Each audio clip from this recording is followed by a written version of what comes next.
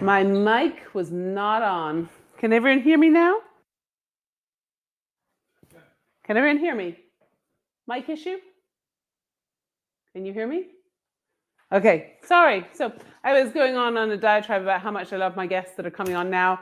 Because now I've been talking for 3 minutes and I haven't got the guests on, I'm super excited to bring in Drew Mayville and Andrea Wilson and Miles Monroe, who are some of my favorite American producers. And I always love talking to you guys. Guys, thank you so much for joining us at, I don't have a clue what time it is in the UK, so I'm never going to America. But it's about noon. Yeah, thanks. That's for me on the West Coast. 3 p.m. Brilliant. I'm glad. I have no idea what time it is here. I think it might be about 7 o'clock at night. At this point, who knows? I got another 24 hours or 12 hours or whatever I've got left. But it's really always great having you on, and I've had fantastic conversations with all of you over the years, virtually and in person, which is super exciting. And I wanted to do this session because I think, for me right now, America is one of the most exciting countries.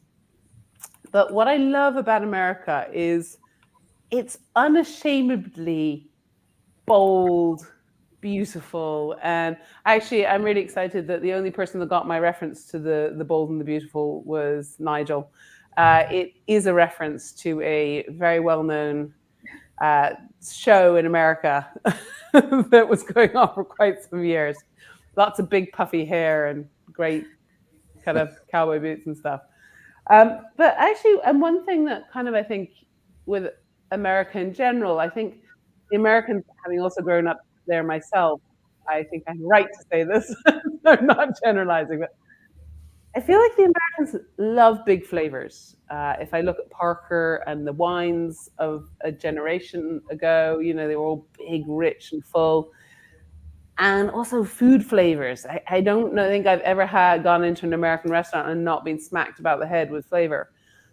How much, because in wine, we always talk about the flavors of the area or the country or the region influencing the drinks. How much do you think that this is also relevant? I'm going to throw this out to you, Miles, if I can start with you. Yeah, sure, absolutely. Look, yeah, it's no secret that we love big, bold flavors here in the States. And, you know, I think, of course, that carries over to whiskey as well. Something that's really interesting, though, and fascinating, I think part of the world that I'm in, which is, you know, the single malt world, you know, producing single malts in the States, we've yet to see how regional that can be, right? Because if you look at the traditional whiskey making areas of the country, you're talking about Tennessee, Kentucky, Indiana, Ohio, right? All kind of within the same region there. And so, yeah, now that we have, you know, this craft explosion and single malt makers now all over the country, I think we will start to see regional styles develop, regional flavors develop. But, you know, and there's a whole range of subtle to very big and bold, but I think the bold can even kind of carry over to other whiskey making places around the world that have a warmer or even hotter climate, right? If you look at Australia whiskeys, if you look at Indian whiskeys, these tend to be bigger and more forward with their flavors. So yeah, I think that also has a lot to do with it. 100%, and it's a really good point, and something actually we'll probably pick up a bit later in the talk. Andrea, what about you? What do you feel about that comment? Yeah, I mean, for me, it comes a little bit historical in nature because American whiskey has a long history and heritage with bourbon and rye. It was declared America's native spirit in a congressional resolution in 1964. The recipe for bourbon has to be at least 51% corn. Recipe for rye, for example, has to be at least 51% rye. The more corn you use, you know, you can certainly influence a sweeter profile. But we do first use barrels, and they're rich and flavorful, and they can have a lot of influence on the final product. But I personally think that American whiskey is quite versatile. and appeals to audiences all over the globe, which is much of what Miles is talking about. It can be sweeter, but it also can be bold. It can be spicy. It can be somewhat smoky, which, you know, we're going to be tasting Michter's Toasted Rye today, which is a great example of that. So I think it's exciting in that way because there's something for everyone, no matter where you are. Actually, and that picks up something we were talking about in the last session on cocktails, that this idea that American whiskeys actually were used more in cocktails, have been more approachable for cocktails because they were more sort of fruit forward, more characterful. So I think that's a really interesting point. And Drew, what about you? What do you think about my very brash statement? Well, of course, Americans are rich and bold, right? 100%. You have to match the style with the people, right? But I think Andrea's right. A lot of the history of bourbon and whiskey in America stems from the grains that were available, and corn being one of the ones that were totally available on that since 1800s, 1700s. People used the ingredients that they had with them. So it typically is a lot more on the sweeter, fruitier side, like you said. But at the same time, we've made rye whiskey too back in those days, and people do like it even before we became really sweet oriented in the United States and liking sweet products. So we've had a history, I think, of both, to be honest with you. And I think we're just getting back to discovering those different flavors in what we do in a lot of our experiments right now. And I think that's a really good point. I think what most people, like, I think people tend to, and Miles, you kind of alluded to this a little bit in the last comments, is people tend to have this perception of American whiskey as one style. I've literally just spent 2 days judging a lot of American whiskeys, and I'm actually heading off to the States in September to do more.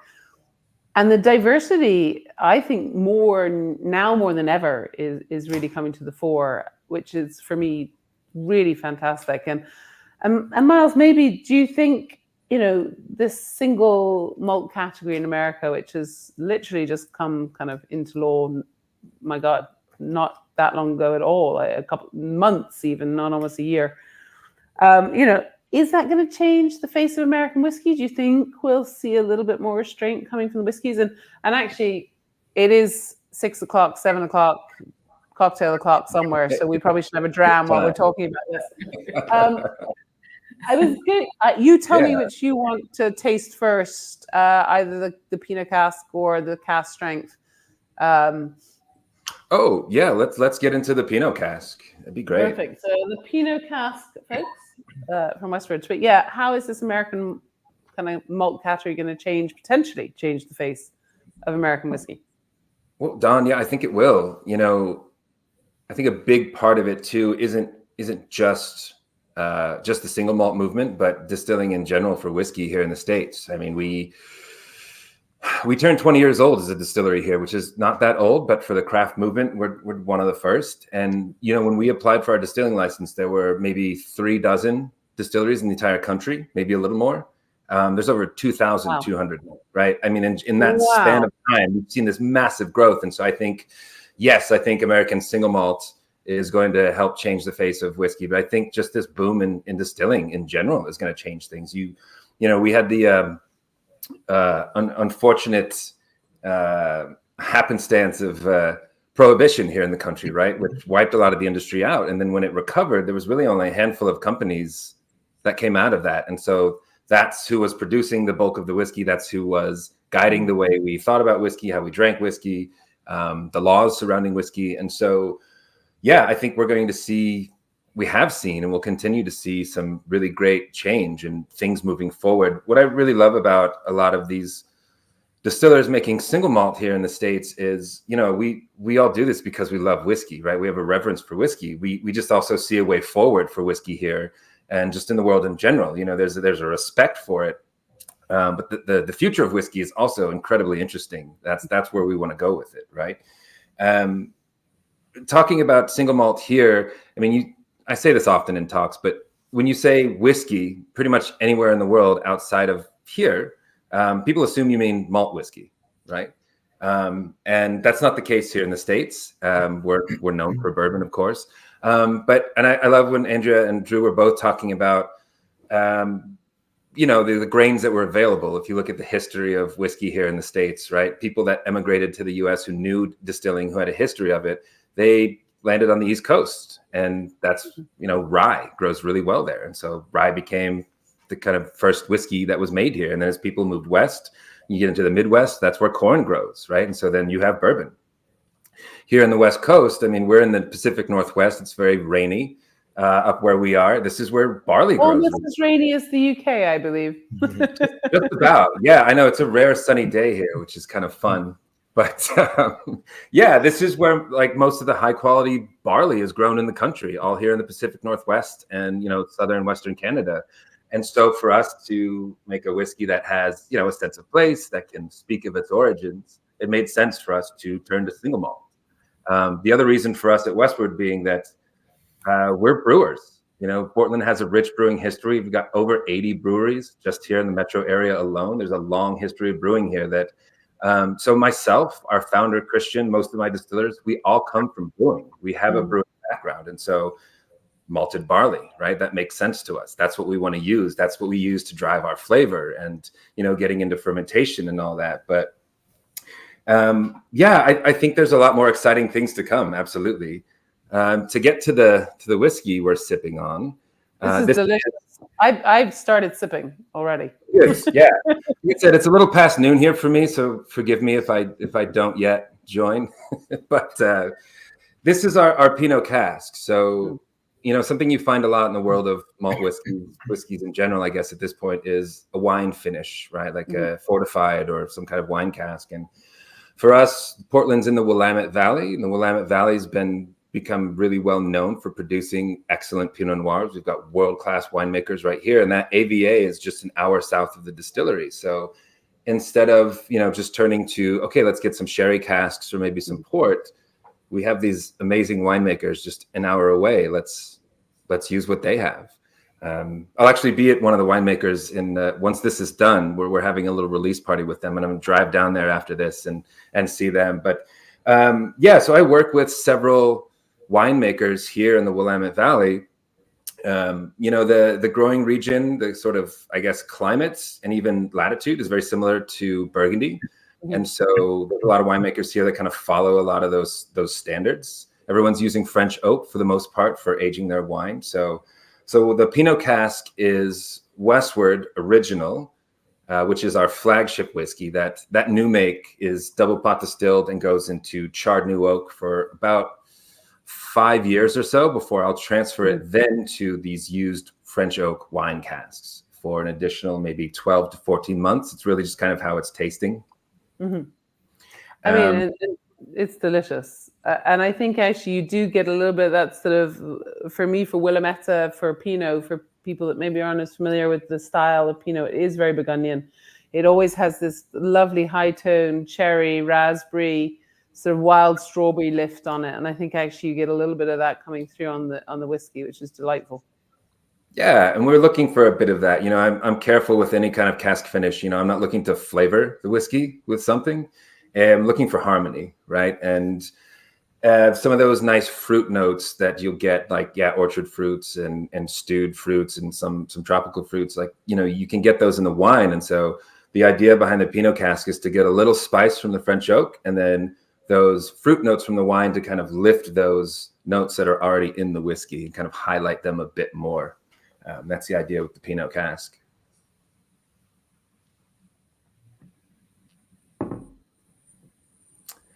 Your audio is cut out again.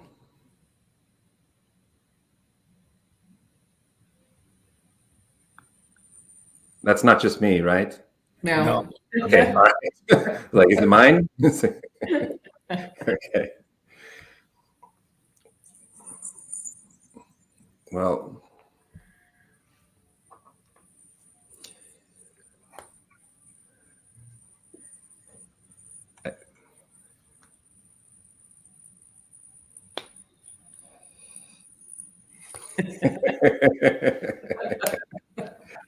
Love it.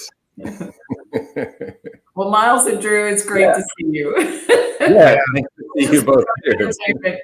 I hope you're having a good weekend. Absolutely. Yeah. Do you two have anything planned? Yeah, I'm in Dublin right now. Are you really? Amazing. Yeah. Wonderful. They had a nice whiskey show here. I did some master classes. Oh yeah. That was Whiskey Live Dublin, yeah? Yeah, correct. Yes. Yeah, that's a great one. Yes, a lot of fun. Yeah, it's cool to see there's this, the Irish whiskey renaissance happening as well. There's so many new distilleries or old mothballed ones that are being revived, and it's really exciting.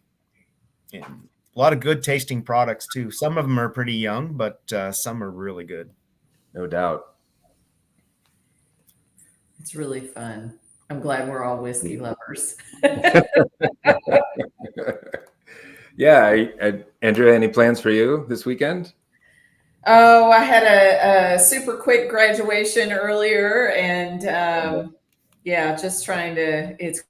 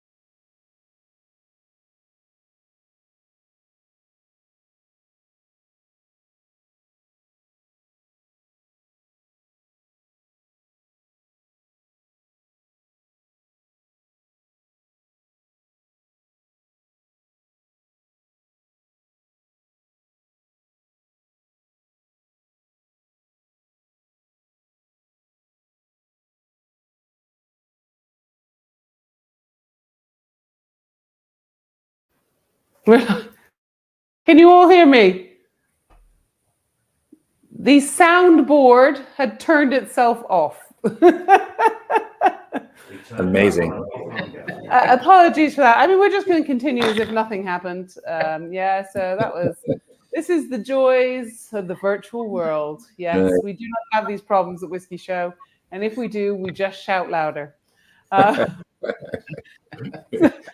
The board needed a break. Conversation. Yeah, I was a bit tired. I had to take a bathroom break. Andrea, if I go back to you and look at kind of, you've all alluded to it, the importance of rye and, how rye, and we're seeing a real revolution in the kind of, production of rye, not just coming from America, but coming from all over the world. Rye has dominated a lot of the talks we've had today. So, how important is a tool, and why do you think its popularity is rising?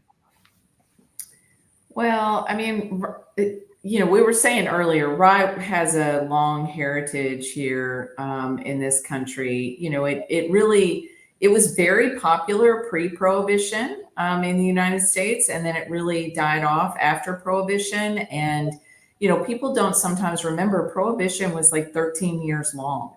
It was a long time. And as was mentioned, a lot of distilleries went away. There was a flood of, different products coming into the US market, and albeit illegally, but people's flavor profiles and, their experiences changed. Now you have so many people enjoying rye whiskey, but they're being exposed to it for the first time. There's no history with rye whiskey. And so it's a very exciting time. It has a beautiful flavor profile. There's a lot of just wonderful ryes on the market, including, Michter's it's a really great segue into the toasted rye. oh, you're doing toasted rye? I was going to do the other rye first. What do you want to do? Okay, first? Do American rye first. Yeah, perfect. Yeah. So that's the one. I think that rye offers a lot of, really beautiful flavor profiles. I think it has, beautiful citrus characteristics and floral, wonderful baking spice, even peppery notes. It can have dill, it can have mint, it can have beautiful herbaceous characters. It just offers a wide variety of flavor notes that can be exceptional as a rye whiskey, or even as, one of your grains in a bourbon. So it's a tremendous product from a flavor perspective. I think, with Michter's, we're what we'd like to call a Kentucky style rye, where we stay closer to 51% rye grain in the recipe. And then we build out the rest of the recipe with corn and malted barley, which kind of provides a nice balance for the baking spice characteristics. It's a lovely pour, but I think it creates a very intriguing profile for whether you're making bourbon or a rye product. I think it provides, interesting flavor, but with the supplement with Michter's, with the corn and the malted barley, you also get, some really interesting roundness, and you get some smoothness, and you get some sweet notes like honey and caramel and things like that. So I think this is, I'm a massive fan of Michter's, and I think what I love about rye, and I think what the consumer is starting to love about rye, is it has power of flavor, but you have this wonderful texture. Mm-hmm. And actually, it's a really interesting point you've said about citrus. I've never thought about that, but actually it does have a lovely acidity to it, mm-hmm. which I think allows that big, bold flavor then to be kind of just gently moderated by that lovely freshness to it as well. I've never really thought about that when I've thought about rye, but I think that's a really, really great point. And it's almost like it does add that, if you are using it to a blend, and you tell me, because I've clearly never blended anything in my life, including a cocktail, because that's why you're in my life, all of you. But, for me, it's that rye is that kind of almost that little spice that you can add to give a certain kind of another paint color in your palette or whatever. Would you say that that is potentially something as well that rye brings, a little bit of depth to a blend? I think it does bring depth and complexity. And I think that, you know, if you wanted to make an analogy like a food, I mean, if you're baking a beautiful fruit pie, you know, all of the things that you want to add to accentuate the characteristics of that pie are going to fall into the spice box. You know, they're all going to be like cinnamon or nutmeg or clove or, you know, all these wonderful things. And that's, you know, perhaps a way to think about it. But it can definitely accentuate flavor. It can definitely bring its own bold flavor profiles. But I think rye whiskey is definitely had a significant resurgence to the American whiskey market. I think it's very exciting. I think it's beautiful in cocktails, you know, especially if you're using natural ingredients and so many people. And that's what I was saying earlier about American whiskey being so versatile.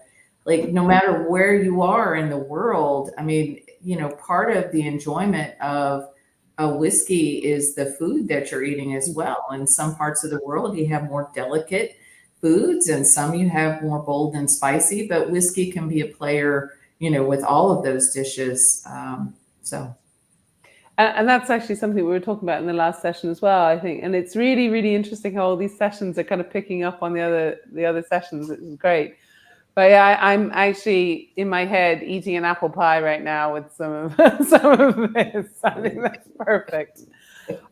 Andrew, I mean, every time I get you on, I know I ask you about temperature because I am mildly obsessed, maybe massively obsessed with your warehouses. Well, that's because you live in a colder climate, I suspect. But I'm also obsessed about, you know, how exciting the things that you guys are playing around with over there. But actually, I think, Miles, you might have alluded to it earlier.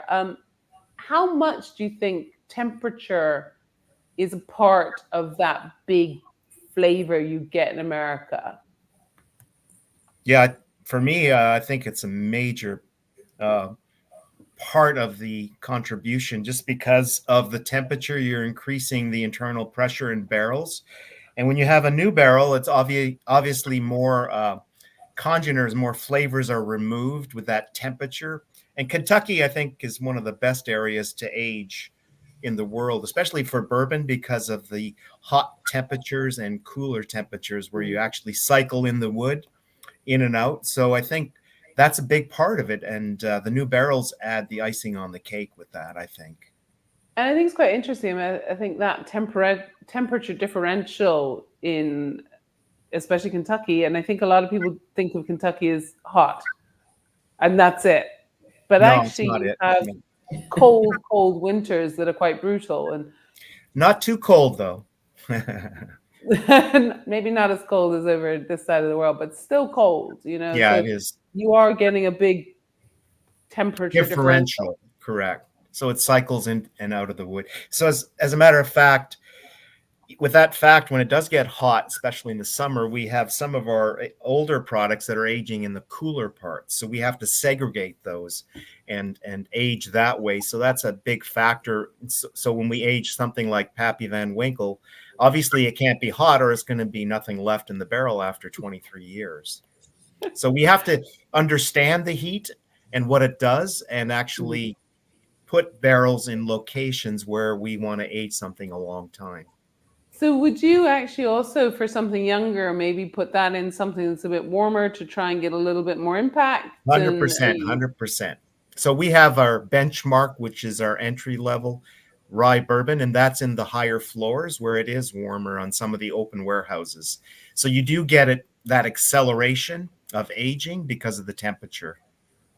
And would you play around with that do certain grains take better to heat, or it doesn't really matter? It's more about the age that you want them to go. Well, I think it's a both. It does matter. Wheat tends to gracefully age as opposed to, fast, because a lot of our entry level wheated bourbons are around about 7 years, and that And then our entry level for rye bourbon is around 3 to 4 years. So it does take longer to mature a wheated bourbon the way we do it.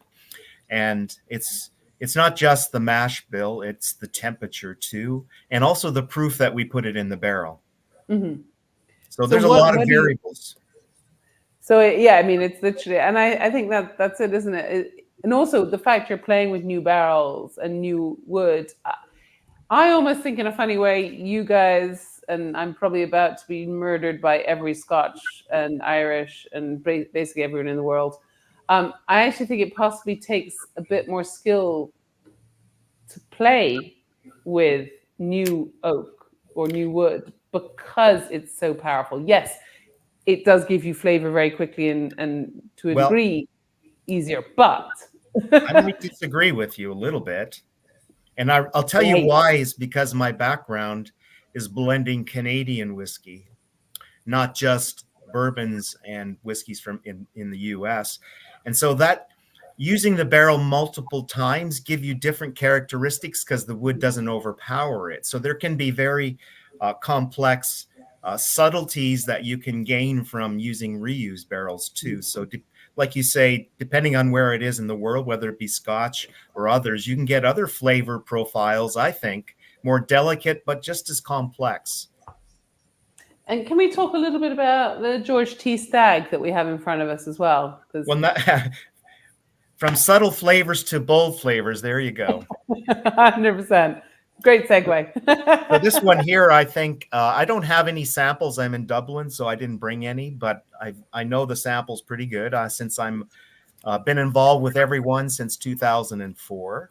But George T. Stagg is one of our antique collection, and it's a rye bourbon.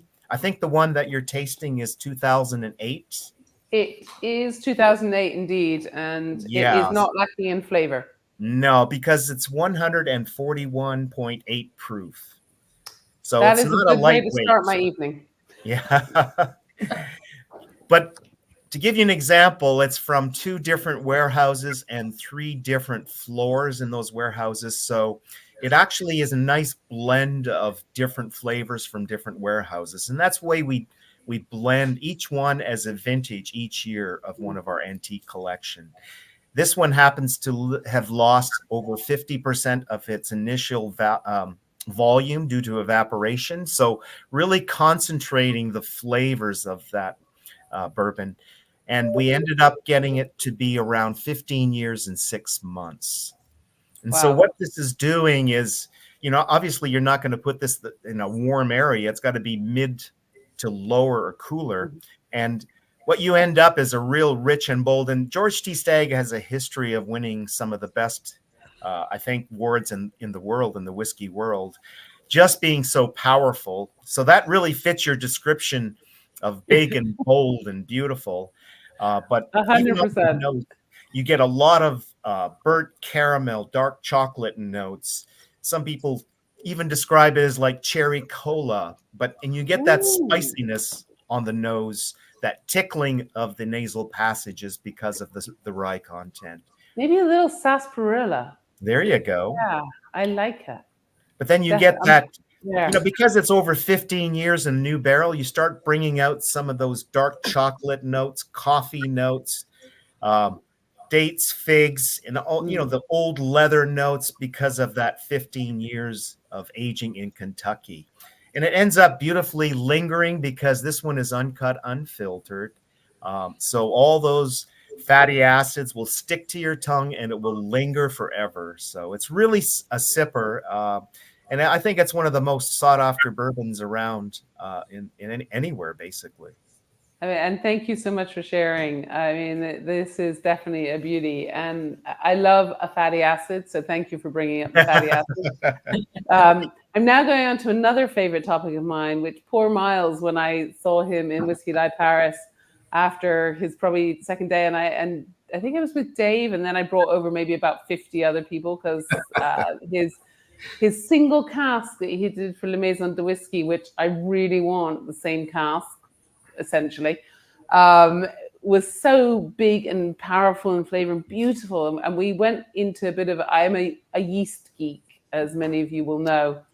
And Miles, you're talking my language. You are a yeast fan, and how does that impact the flavors that you bring out of your whiskeys? And I remember that conversation. That's actually Whiskey Live Paris. I think is my favorite that I've been to. I think because of situations like that. I haven't been to Whisky Show yet. Whisky Show London, I love, absolutely.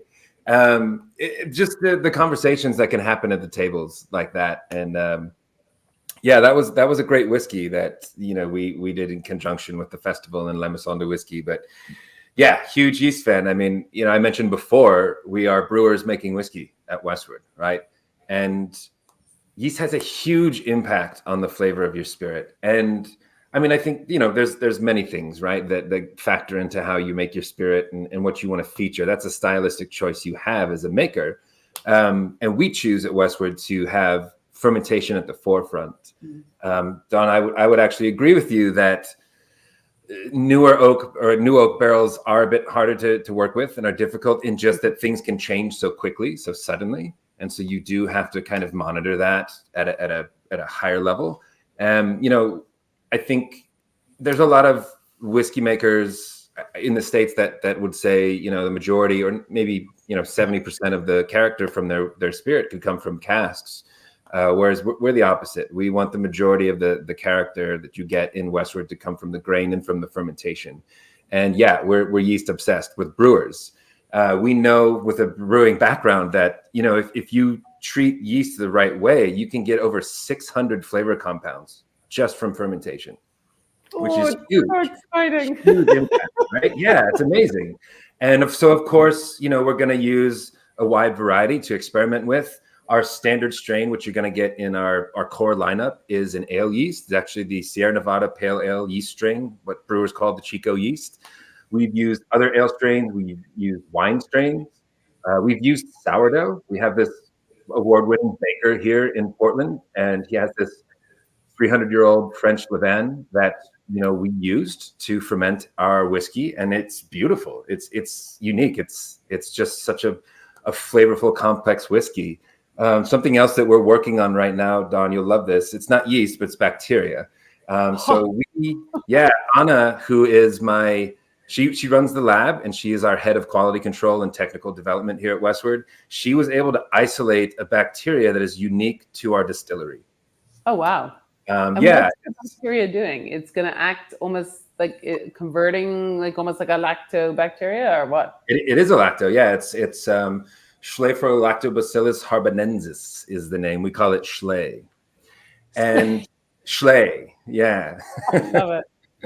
And it is. We find it in all of our fermentations. She was able to isolate it, identify it. We looked it up. It's found in Chinese fermented vegetables, Brazilian cane spirits, Italian like Parmigiano Reggiano also has it, but no whiskey has reported to have it. So this is unique to our distillery, right? And so we've now actually isolated it, and we're running fermentations with the isolated bacteria and our Chico strain, kind of pitching maybe like 24, 48 hours after the bacteria is introduced. So yeah, I mean, really just honing in on, right, a whiskey that has a sense of place, that can speak of where it's from, just, isolating things like that. So yeah, no, we're completely obsessed with fermentation and, the breakdown of those sugars, because it just creates so much character. And I think it's something that isn't maybe talked about from my perspective enough.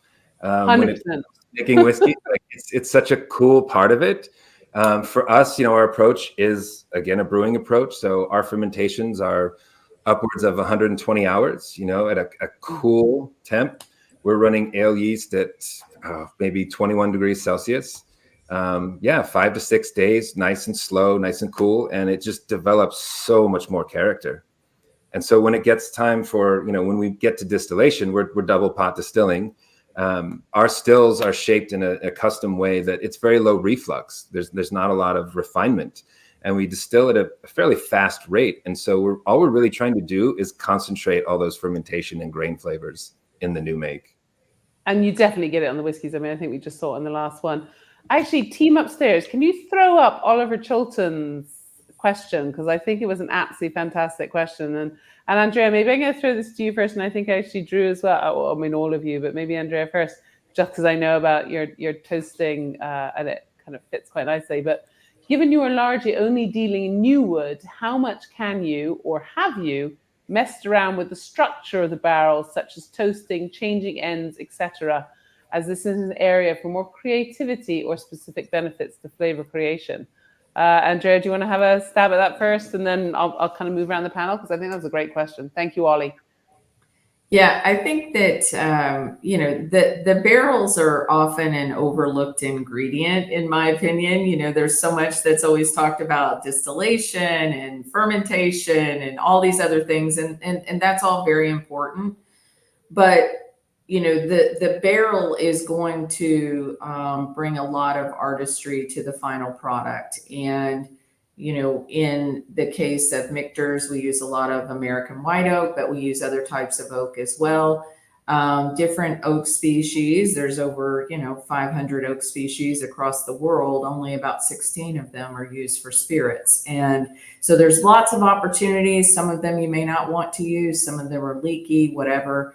But I think this point about the preparation of the wood is very important. When you cut down a white oak tree, it's over 60% of its weight in water. So you have the opportunity to either, you know, send the wood to a kiln and it will physically dry it, great. Or you can naturally season and air dry, which is what Michter's does for at least 18 months, sometimes up to 5 years. The longer you naturally season and air dry, you're not only physically drying the wood, but you're chemically and microbiologically changing the wood, because then when the fungi grows on that wood outside, it will create enzymes or produce enzymes that will metabolize wood compounds and eventually give way to beautiful aromatics. So that process is really about getting rid of things you don't want from the wood and exposing things you do want in the wood.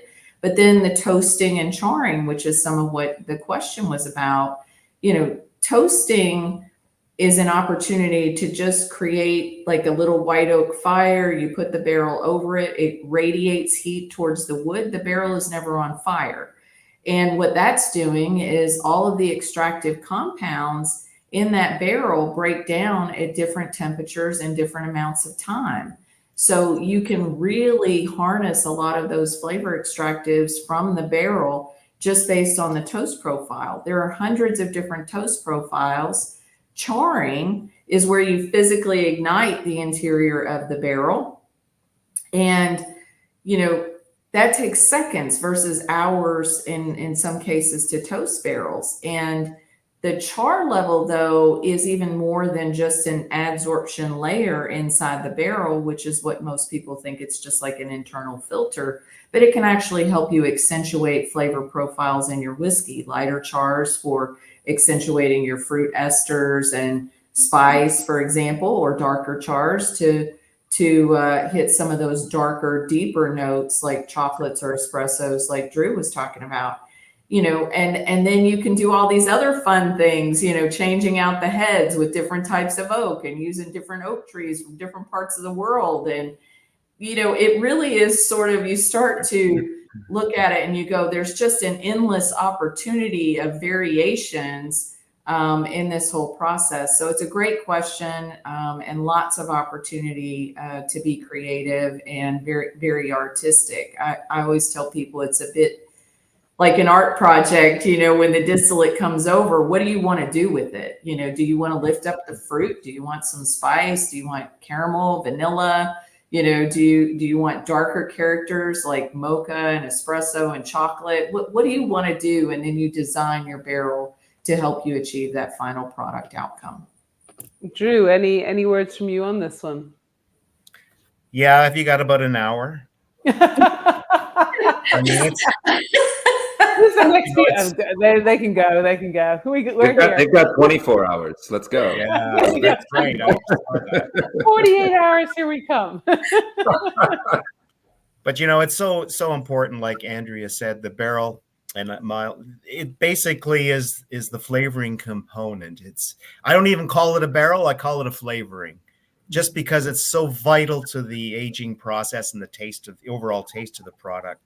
So, as far as barrel types of wood, like Andrea was saying, we've got even a product that we use different oaks from around the world. So each will show you differences. Char levels, we actually only use one char level at Buffalo Trace. So that's locked and loaded. That's all we do. But we experiment with different levels of char and continuing to experiment because it changes the taste profile. The seasoning, like you said, Andrea, is important. Toasting, we do some toasting experiments and charring afterwards just to see what the taste is like. But one that I was involved with when I first started at Buffalo Trace was we used infrared technology to actually change the chemical structure on the surface. We use short and medium wavelengths, and you could see some differences by doing that in what we did. So we actually bottled it under our IR experiment back in 2000 and probably 8 or 10, somewhere in there. I mean, that right there, there's about 5 hours in that. Yeah, you could go on for this one. I honestly, Ollie, thanks for destroying the entire talk. But I actually, and Ollie, and all of you actually, if you're cask geeks, which I'm sure all of us are, among the many geek types that we inhabit. But I was just in Champagne not even that long ago, about a month ago, and visited Henri Giraud, and what they are doing with oak there is game changing from a perspective of going down to the specific area within the forest to see what they're doing. They're actually playing around with amphora ceramic heads, removing the heads of the barrels and replacing with ceramic. Really? Genuinely check them out, Henri Giraud, and what they're doing with oak, because it is absolutely fascinating. Honestly, one of the most incredible Champagne visits I've done for a while with that kind of specific. We even did one experiment with the top part of the tree versus the bottom part of the tree, and trees that are on hills versus in the bottom. So there's lots. 100%. Sorry, I got really excited there because Henri Giraud was doing something similar. We tasted from the different parts of the tree. It's fucking fantastically interesting. Yeah. Yeah. Ollie, you've opened a can of worms here. Let me get us back on track. I've just been informed we've got a little bit more time because we lost a bit of time, so we can. I don't need to kind of go at 100 miles per hour through the next 10 minutes or so. So we're going to extend because we lost a bit of time. So we could actually go a bit more into oak. Miles, if I kind of come back to you, and maybe we can look a little bit at the next one, because actually one of my questions to you was, you've played around with some interesting cask aging on your whiskies.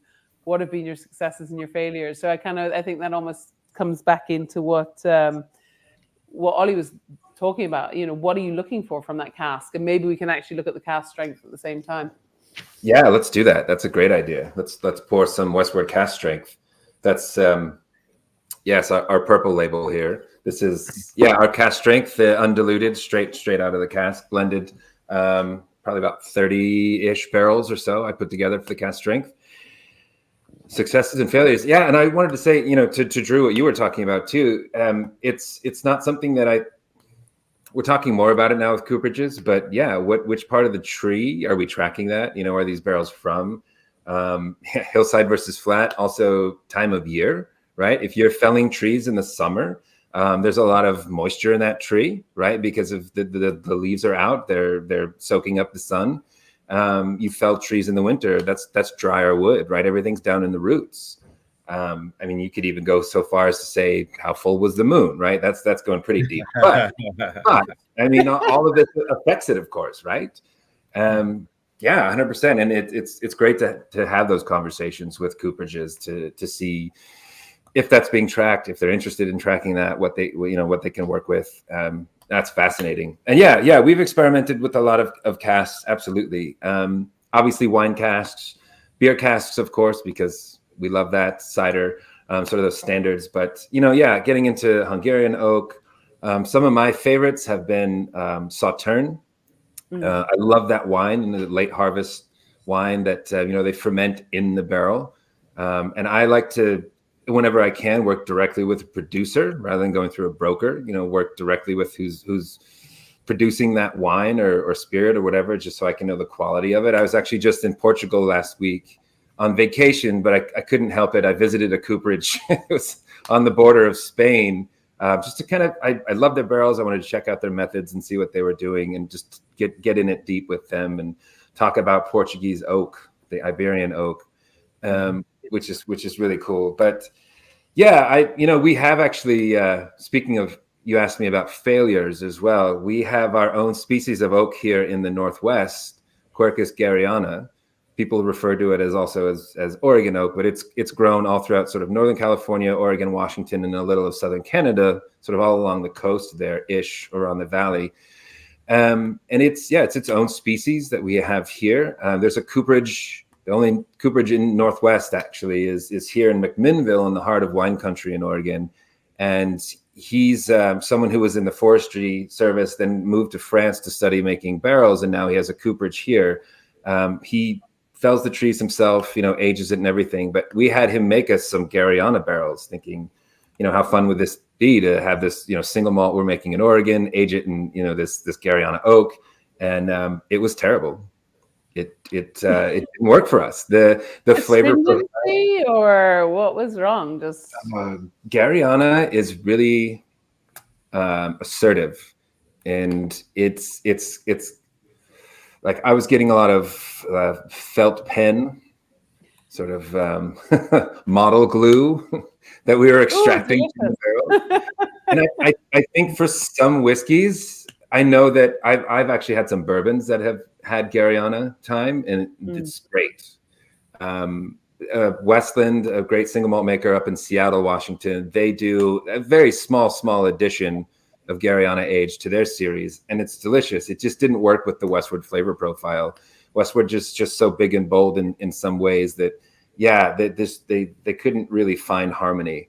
And we were just so excited about this project, and it's now, I have it sitting in neutral French oak vats, just hoping that it's been 6 years in these vats, and I'm hoping maybe someday it'll turn the corner and become something else. But it was just too strong for what we were trying to do with it, and it overtook the whiskey, and it flopped. Mm-hmm.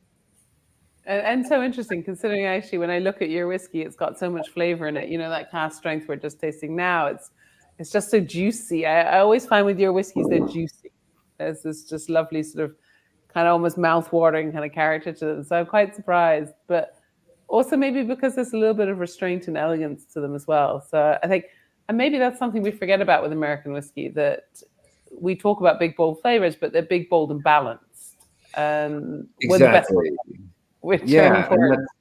You're absolutely right, Dawn. And I'm always striving for balance and harmony and approachability in the whiskeys, whatever it is we release. I mean, we experiment a lot, but we follow our vision. We're not experimenting just for the sake of experimentation. That doesn't really lead us anywhere. We have a vision, and if something comes into play naturally, we'll do that. We're yet to produce a peated whiskey. People ask often, since we're a single malt.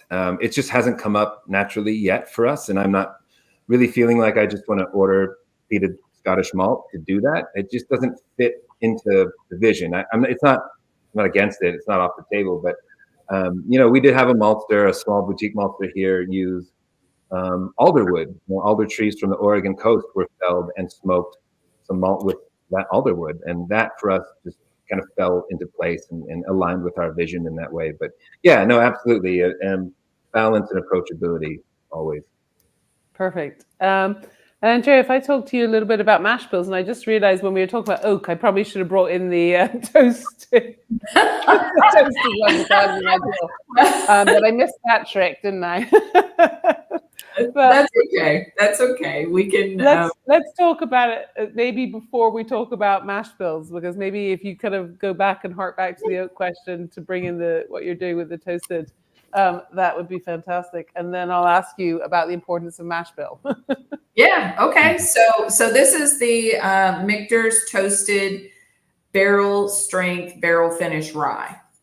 So it's a lot to say, but Basically, what we do is, I said earlier, we will naturally season and air dry the wood for at least 18 months. We'll use a new toasted and charred barrel.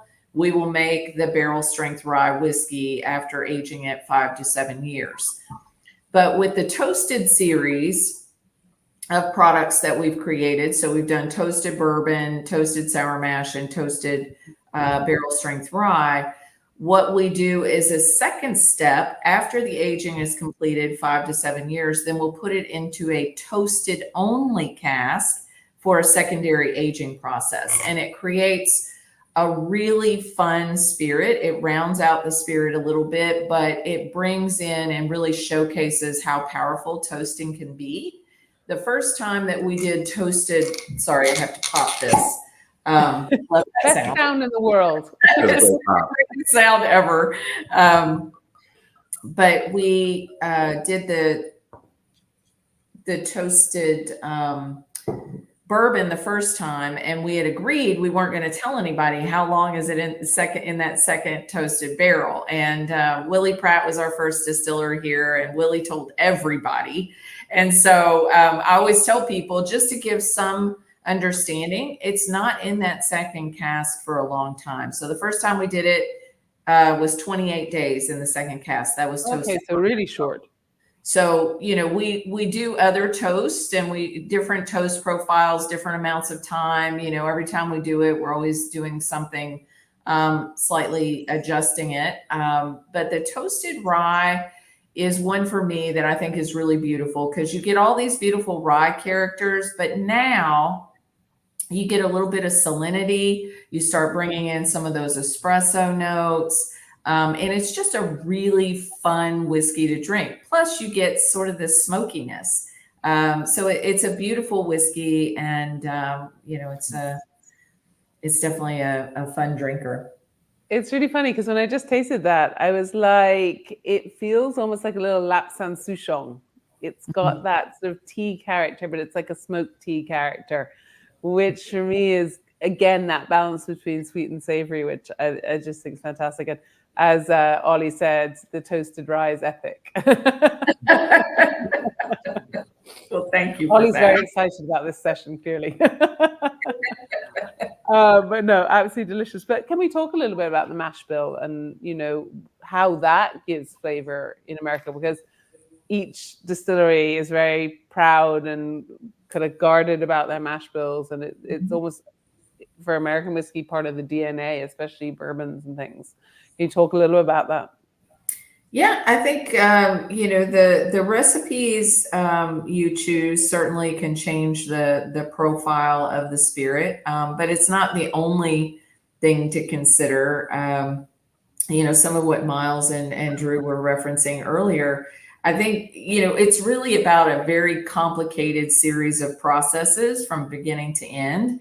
And, you know, everything from the grains you're using to the, you know, your still design, your water, your yeast, your fermentation processes, you know, and even the final ingredient of wood and anything in between that I've missed. It really comes down to details matter and decisions matter.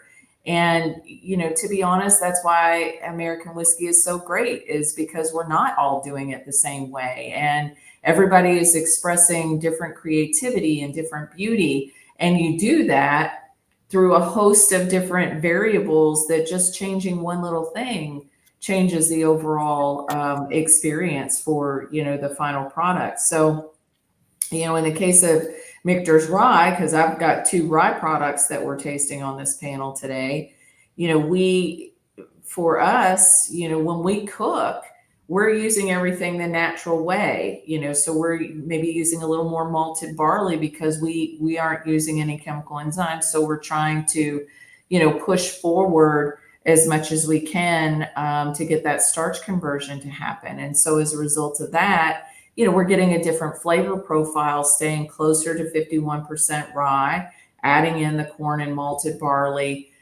creating a really balanced product. I love the fact that you all brought up the balancing aspect of things.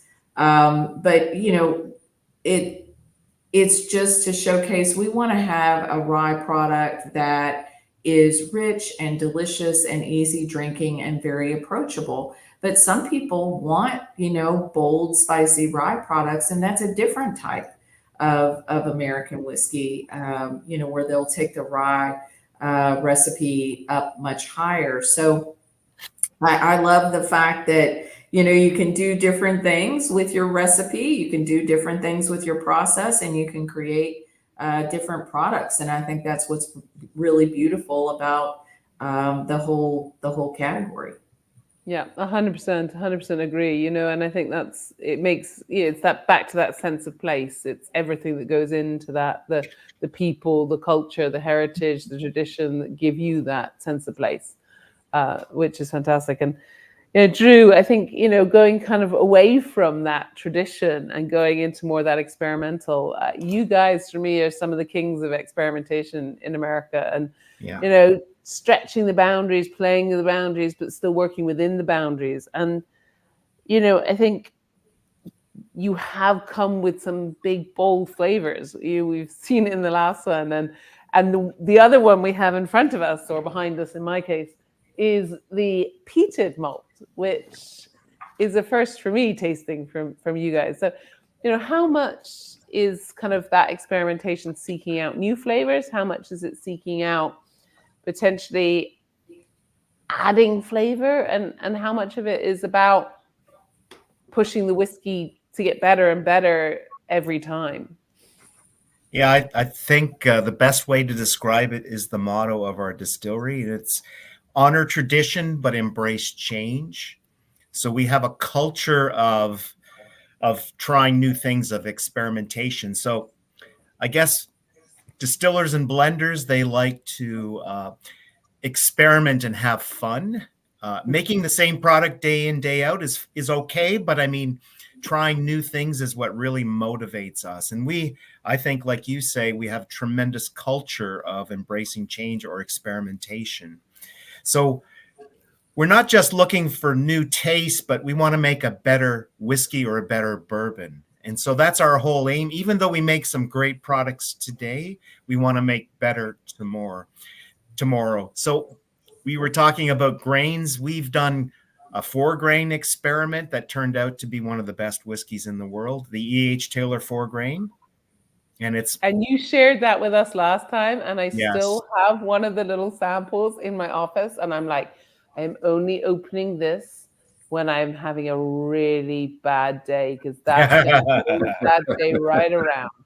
But see, that's the purpose of the experimental program, is to find new and different, not necessarily bold, but new and different versions of what we're looking for, like the holy grail of making whiskey and bourbon. So that's what we're trying to do with the program. And the one that you're talking about is our peated bourbon.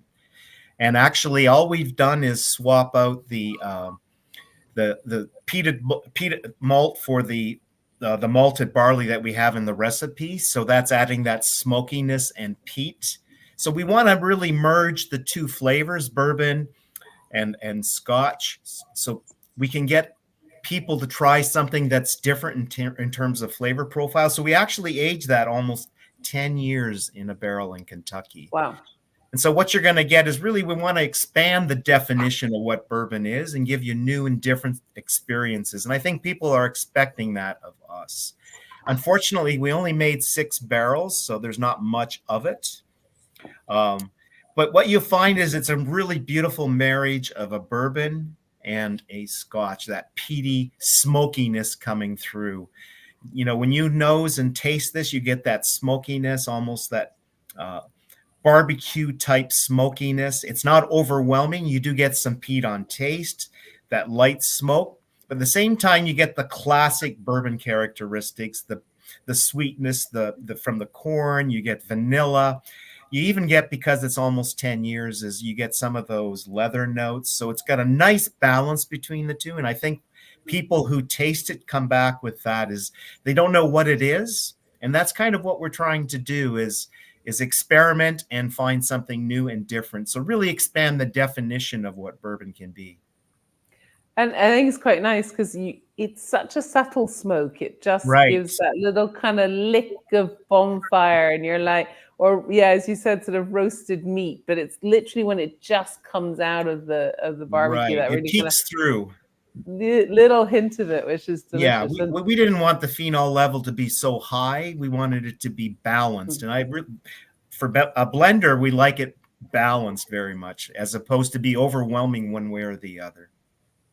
I mean, I have to say, all these whiskeys tonight have been freaking phenomenal. So there are a few packs left online. I really highly recommend you go out and get one. Those of you who are watching that haven't, if you don't, I'm just going to buy them all, and I'm going to make a giant bottle of each, and that will be a happy place for me.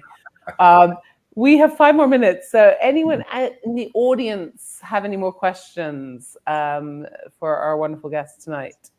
If you do, please type them in. You can do that on Facebook or direct onto StreamYard and the feed on YouTube. So please ask away. I guess I have one more question to kind of round out that I'll kind of post to all of you. Of course, as per usual, I've gone completely off piste on my list of questions, as all of you know I do every time. For you, what is where are you excited to see American whiskey go? Is it the malt whiskey category? Is it the experimentational category? Miles, I'll start with you. You know, what for you is making you excited about American whiskey right now? I think just the amount of people that are involved in it now. You know, just the growth that we've seen means you have more people involved, you have more ideas, you have more perspective. I think that's great. I think that's something that's going to kind of shake up the, you know, sort of, I would say, homogenous sort of whiskey culture we had here in the 20th century. And yeah, I think the more people involved we have, the better. You know, we saw it happen with wine, and we saw it happen with beer, and now it's happening with spirits here as it's progressing from one to the next. I'm just excited about it all. I mean, you look at not just the single malt makers who are working with single farms and, you know, getting it directly from, you know, from the maltster that works with the farmer. Even someone like, you know, Highwire down in Charleston, with their Jimmy Red corn bourbon, right? That they brought back this heirloom corn that was near extinction, and, you know, helped get it planted, and are making beautiful whiskeys out of it now. To me, it's the people, it's the culture in it, and that we're all just kind of lifting each other up and challenging each other in a really fun way to kind of push things forward. That's what's really exciting, I think. Great answer. I love it. Andrea, what about you? What's exciting? What's new? What's the next move? I mean, honestly, I'm just excited that people are drinking American whiskey all over the world. I mean, that is so thrilling to me. I mean, you know, we've all been doing this for a long time, and I can remember times. Kentucky bourbon's always been great in Kentucky. Like, I'm born and raised here. We knew all about it. But, you know, going outside of that spectrum, there was a time when it was hard to find a Kentucky bourbon on a shelf in like a really nice steakhouse. You just couldn't find it. And to now recognize it's being used by Michelin star chefs and you know, amazing bartenders all over the world, producing beautiful cocktails with natural ingredients in, you know, their home place. I mean, this is amazing time for American whiskey, and it's just so exciting to see what people are enjoying with American whiskey all over the world, and that's just phenomenal for somebody like me. And I think that's a really nice thing to say, because actually, I mean, in the UK, we've always had an affinity for American whiskey. We have an affinity for anything that's American. But I do think we're seeing more and more appreciation for not just, you know, the classics, as people would say, but people are trying to experiment more. They're going out and tasting more. They're really wanting to push the boundaries within flavor of American whiskey from their own perspectives. And that's hugely exciting for me as a buyer, because it means I can bring more American whiskey in. I can get away with having, you know, an incredible range. So, like, I think that's a really good point. And back to the point we were talking about with Anastasia, Jared, and John, you know, like, it's that versatility and that usability of American whiskey. And what I love about American is that lack of snobbery. That, yeah, we don't care if this whiskey is blended in a cocktail. because we just want you to enjoy that whiskey how you want to enjoy it. And I think that's where the Americans have really probably gone leaps ahead of any other whiskey kind of producing country, is that lack of snobbery. Drew, what about you? What's exciting? Well, I have two things that are exciting. First of all is the experimentation. I mean, that's what really drives me and our distillery. I think that's just something we've been doing since I've been there in 2004 for the last almost like 20 years. And that's exciting to me. The other thing is teaching the world about American whiskey and bourbon. And we do have, like Andrea said, lots of opportunities. We are very well known in the United States, obviously, but outside of that, we've got a really clean slate. We have a lot of work to do. We have to teach people what's good about bourbon and taste it. So that's what I'm doing now at this stage of my career, is traveling the world, teaching the world about bourbon and American whiskey.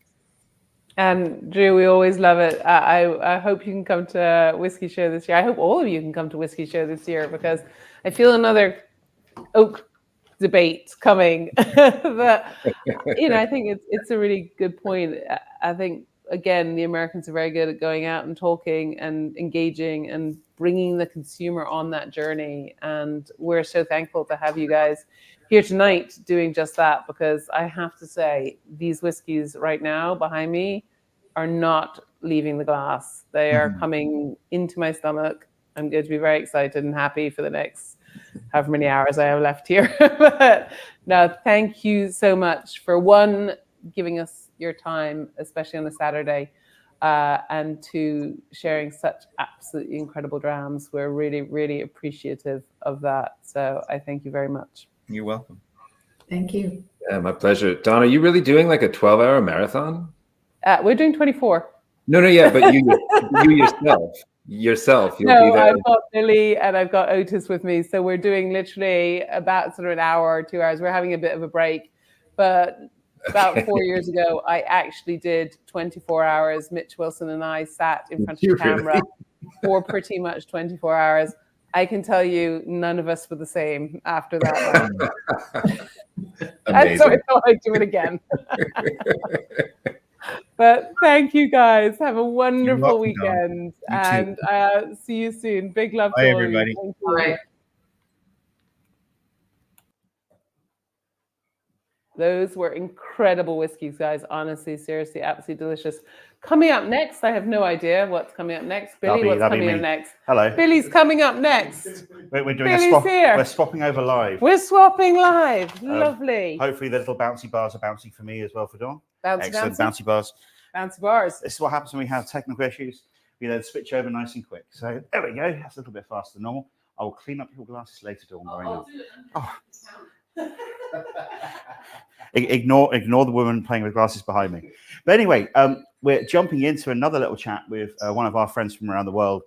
This time, a friend of mine who I've not actually seen in real life for absolutely ages and not really had a chance to have a chat with. It's almost like they live on the other side of the ocean. But if my lovely team upstairs are there, if you want to bring in my guest for me. Hey, there she is. It is, of course, the excellent Joanne McGuinness, the original whiskey lassie. It says here you're the matriarch of the whiskey fabric, which I like that. I was calling you queen of the whiskey fabric. I prefer matriarch, with the white hair, and I'm a grandmother now, so why not? Let's use matriarch. Yeah, oh dear me. Well, to jump in, to let everybody else know who you are, for the folks who may not have been around in the ancient times when you and I first started playing around with whiskey online. Who are you? How are you involved in this wonderful world of whiskey? Oh my goodness. Well, I mean, I was born. I mean, I know you don't want me to go that far back, but basically I would say I hit the ground running really in my mid-30s, which was just about 20 years ago now, and just was on the local scene. And then, when Twitter and all the other social media handles came out and we started to really, get to know each other on an international level, I think that was like in the early 2010, 2011, maybe. That's when Whiskey Lassie really came into herself, and got to know people from all around the world and started to go to Scotland on a regular basis. And it just evolved into this whole persona of writing about it and going to shows and then presenting at Spirit of Speyside, as well as wonderful festivals across Canada, which is where you and I met for the first time. And, and I'm still at it 20 years in. I'm still Whiskey Lassie, and I'm still enjoying it and doing my thing. Well, excellent. So I think we bumped each other online back in the sort of before that sort of thing, like 2009, 2010, when I was starting to become an official online whiskey geek rather than just one who just drank a lot of whiskey in his house and tried to make everybody else drink whiskey. But as you say, I think it was 2012 Victoria Whiskey Festival when I came out to play. We actually sort of bumped into each other in real life. Yeah. But yeah, and this is the thing, and I think you're probably one of the first overseas whiskey geeks that I met, and sort of like, even it was sort of like virtual hanging out and everything like that. But so what are you up to at the moment? Because I've seen recently some more interesting things, including the borrowing of the initials of a large major online whiskey company, the Whisky Exchange, for instance. Yes, the TWE. Do you have a project which might be called TWE by any chance? We do. It's called the Whisky Explorer, and it's very much a North American thing, but I have to admit it's picking up steam around the world, really. And it stems from the crazy mind. I'm going to call him, avant-garde mad scientist, Mike Brisebois here in Canada, who has taken whiskey in a completely different direction. I call him the next generation. He's the Star Trek of Canada as far as whiskey and the things that he's doing. And it started with his idea as a brand. And then during COVID, he contacted me and said, I want to start a magazine. And I went, you're crazy. We don't need another magazine. And sure enough, we may have had too much to drink at a whiskey festival. And the next thing I knew, I was headfirst helping him create this wonderful magazine that we have here now called the Whisky Explorer magazine. And I'm the editor, head bottle washer / take the trash out at the end of the night person at this point. Yeah, that's where I generally sit in such enterprises as well. So yeah. Yes. No, I met Mike a little while back. We're up at it was Inclusivity distillery, and he was the one who, of course, volunteered to try and build a cask, and then managed to actually build a cask in front of an entire group of people who assumed he wouldn't be able to. He's a man of much talent. Yes, he is. There's this thing which I didn't realize back in the ancient times, which through meeting you and then through more recently meeting folks like Mike and going to the Victoria Whiskey Festival, Canada's got a ridiculous whiskey community. Yes. It's huge. It's really active. There's loads of people. And it's a country where you can't buy stuff from pretty much anywhere else. You have to just like convince your local people to sort of like bring in whiskey. How have you seen that grow over, you say 20 years you've been playing around and sort of helping sort of bring people in and like that. How have you seen that develop over that time? It's interesting because it's kind of been a roller coaster ride. In my early 30s, it was easy enough to get product, but it might not necessarily have been the products that we wanted to drink. So I'm going to say that in a very respectful way, but it would have been what we call bar rail, which is, the entry level stuff that you would find at most bars. You couldn't go to a bar and try something premium or try something that was any older than 12 years old, or that was anything other than what I call the major brands, Glenfiddich, the Balvenie, et cetera, et cetera. Not that there's anything wrong with those. And then in the 2010s, something took off somewhere. Canada became a market where I kind of feel we were the guinea pig before things were sent to the United States. So if it's sold in Canada, then they would kind of like, all right, let's try it in the States. So we really started to get some really interesting brands. Springbank was probably the first one that I remember thinking, wow, what is this? And then we started to get it independent bottlings. And then we started to get like really great, everything. We could get our hands on anything, Japanese, Irish. It was an explosion of single malts, an explosion of wonderful blends of independent bottlers across Canada. And then as the category exploded, it started to shrink again in Canada. I would say, I'm not going to blame it on the Asian market, but it became more difficult to get product into Canada because we are 12 provinces that share 5,700 kilometers. And so each province has its own liquor board or its own liquor association. So it's not as easy as just getting something in the UK or in a country. You almost have to deal with each individual liquor corporation to be able to bring your product into Canada. So we started to see less and less availability, or as really great whiskeys hit their stride. Again, I'll use Springbank as an example. It's almost a joke now to try to get Springbank anywhere in Canada. You almost have to know somebody that knows somebody that knows somebody that it's coming in. It's the same over here as well. That's okay, there you go. So, you know, it's almost like that underground, oh my God, there's 12 cases of Springbank coming into Manitoba, and you become a mule, or you become, you know, of a friend of a friend of a friend to get that one bottle so that you hold on to your Springbank or drink your Springbank. In my case, I don't hold on to anything, but so it's been a roller coaster ride. It's been, but what I do like right now is, as a result of not being able to bring in what I would call what we would call our standard brands, we're getting this wonderful wave of all the new distilleries like Nickneen, and I'm trying to think of some of the other ones really quick. Ardnamurchan, am I saying that right? Ardnamurchan, yeah. Ardnamurchan, thank you. And so that wave of whiskey is now coming into Canada, and geeks like myself are excited because now we're getting to try some of the newer, more beautiful, interesting products that are coming out of Scotland, which is great. Because the other thing for me was always, you know, when I came over was, and you've been one of the people that's really helped me with this, introduced me to Canadian whiskey. You know, all those years of going, oh yes, Crown Royal comes in a bag. I like the bags; they're nice. And all of a sudden, great for your marbles. I use them to wrap up bottles, so I can do like don't have to stunt bottle things in blind tastings. I have a whole collection now. But the thing I just remember is, you know, from going to the Victoria Whiskey Festival where I met you, and meeting people, and you introducing me to folks who are trying to do interesting things with Canadian whiskey. And also you sorted me out with a load of great bottles of 40 Creek back in the day when, you know, the really sort of limited edition things, and just seeing that development as well. You know, it's not only whiskey you're bringing in, but it's also Canadian whiskey itself is getting more interesting and developing and growing in really great ways. Yeah.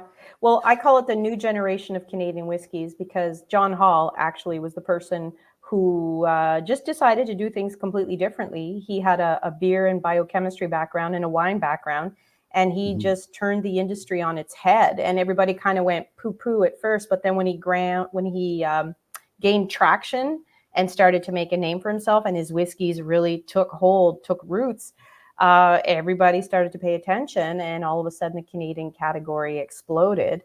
To the point now where that was just about 20 years ago as well. So again, that great roller coaster ride.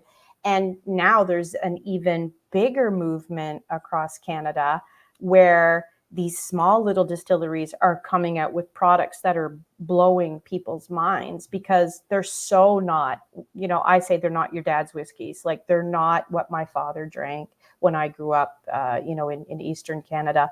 And I probably have more of the small little distillery bottlings in my collection now than I would have had ever before. Like, it is just amazing, the products that are coming to Canada and coming to the UK. There's one in particular that you guys, as soon as it gets there, you got to try it because it is just like, it's a game changer in Canadian whiskey as far as I'm concerned.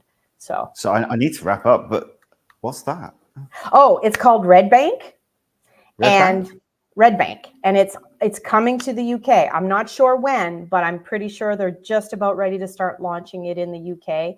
It's an East Coast whiskey, but it's different because they created a blend. It's, again, another one of those crazy mastermind blenders. His name is Michel Marcel. He's French, from Quebec. And what he did is he created a blend of Canadian whiskey that's very wheat forward, which is not the normal type of blend here. We're mostly corn forward. And it is not only smooth, but it's really complex, which I have to say, honestly, when I saw it first come out, I rolled my eyes and went, oh, here we go, another new Canadian whiskey. And then when I got to try it, I ate my words because it is truly something different and something interesting. I've officially made it my sailboat whiskey for the summer, so it's good. Wow. Yeah. Well, I shall keep an eye out for it. I shall say recommended by Joanne, the whiskey lassie herself. But no, unfortunately, I have to wrap up, and I thought we need to move on to our ridiculous schedule, which I Dawn, know who's over there at the moment, who's trying to hide behind the light so I can't stare at her. It's all Dawn's fault. But no, but thank you very much. And I need to give you a shout again soon, because it's been way too long since we've had a proper chat. So Absolutely. Loved your book. Thank you so much. And it's been a pleasure. Thank you very much. Yeah. Cool. I shall see you soon. Thank you very All much. right. And Cheers. we'll be back in a few minutes with another session with me and Otis talking about the science of whiskey. So thank you very much. And we'll see you all soon. Bye-bye, Joanne. Bye-bye, other people.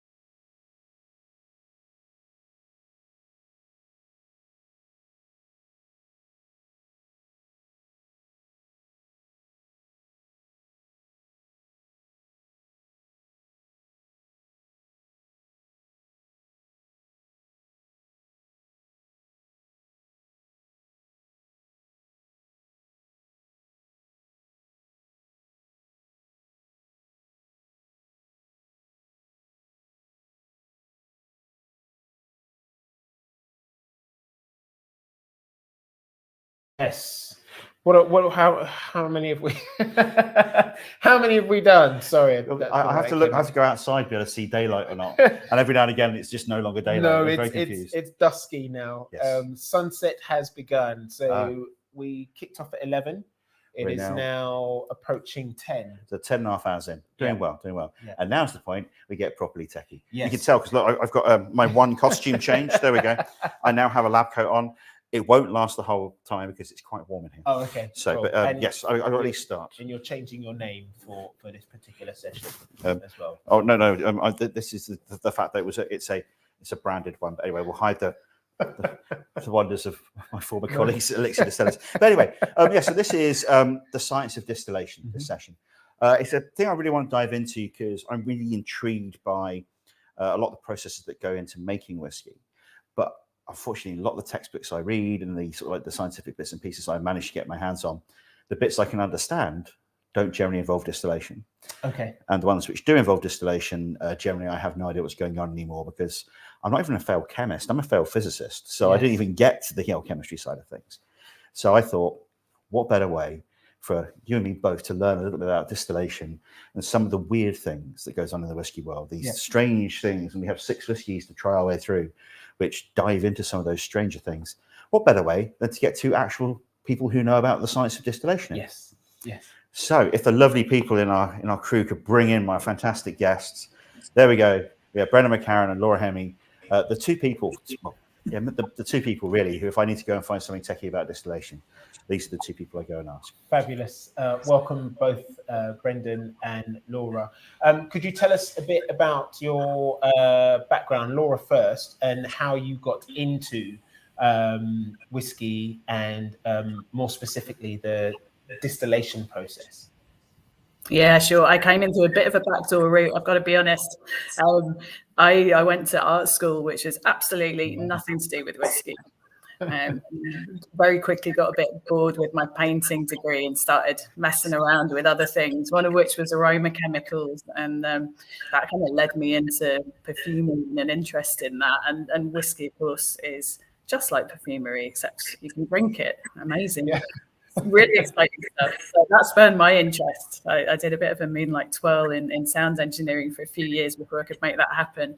But I studied at Heriot-Watt and I've been through a lot of build projects and now run a distillery in Dublin at the Guinness Brewery called Young.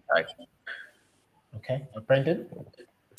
Yeah, I'm originally from a little town just outside Glasgow, so it's no surprise that I did a brief dalliance with drugs and then eventually got into distilling alcohol. So that was my career. So the chemical engineering at university, worked for GlaxoSmithKline briefly making penicillin, and then joined Diageo on their graduate scheme.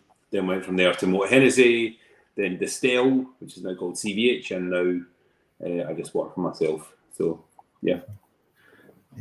I think the first time I met Laura, you coming along to my whiskey club in London, and then one day you announced, "Oh, by the way, I'm off to go and make whiskey." And first time I met you, Brendan, you within 15 minutes, you given me about 20 Simpsons quote and told me how you're going to kill your boss. So yes.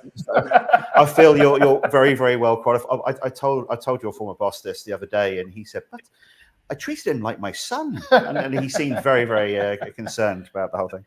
But so we should probably just dive into the whiskies. So hopefully you both got them. I know Laura does. I literally put them into her hand the other day, so I'm hoping she does. I can't remember, unfortunately, what order I told you we're going to taste them in. But I put them out. So for folks watching along at home, so you can sort of see what we're doing, I've got some Loch Lomond single grain, a special edition there. We've got some Inchmarin 12-year-old from Loch Lomond. Then we've got some Glen Grant. Which one have we got here? Glen Grant 18-year-old. And then we're diving into some weird multi-distillation things. And we've got some, which one first? Some Auchentoshan, then some Springbank, then some Mortlach. So each of these whiskies comes from a distillery. Brendan, you do have all those whiskies? Yes, I do have them. I don't have them. They're just sat there. So I will. You froze for a moment. Then it looked like you were slightly shocked and worried. And I actually got everything wrong. So the internet's not being my friend today. So that's all good. So we're sort of diving in first through sort of Loch Lomond, the distillery famous for doing a few weird things, into Glen Grant and their Purifiers, and then looking at this weird multiple distillation thing beyond triple distillation, so beyond double distillation, and what that gives and how that might be able to change the flavors in a whiskey. And all the way through it, really, it's just trying to combine that thing of, you and I both know what the whiskeys taste like. Yes. But it's understanding a bit from you guys, a bit more about the science of why these different processes can swerve things in different directions. So I know a little bit about the things, and I rely on you to tell me if I go too far. Okay. I'm here to rein you in should that be necessary. Okay. Yes. So I do like these geeky things. And for my part as well, I studied pharmacy at university. Was very interested in chemistry, and that's what led me into it.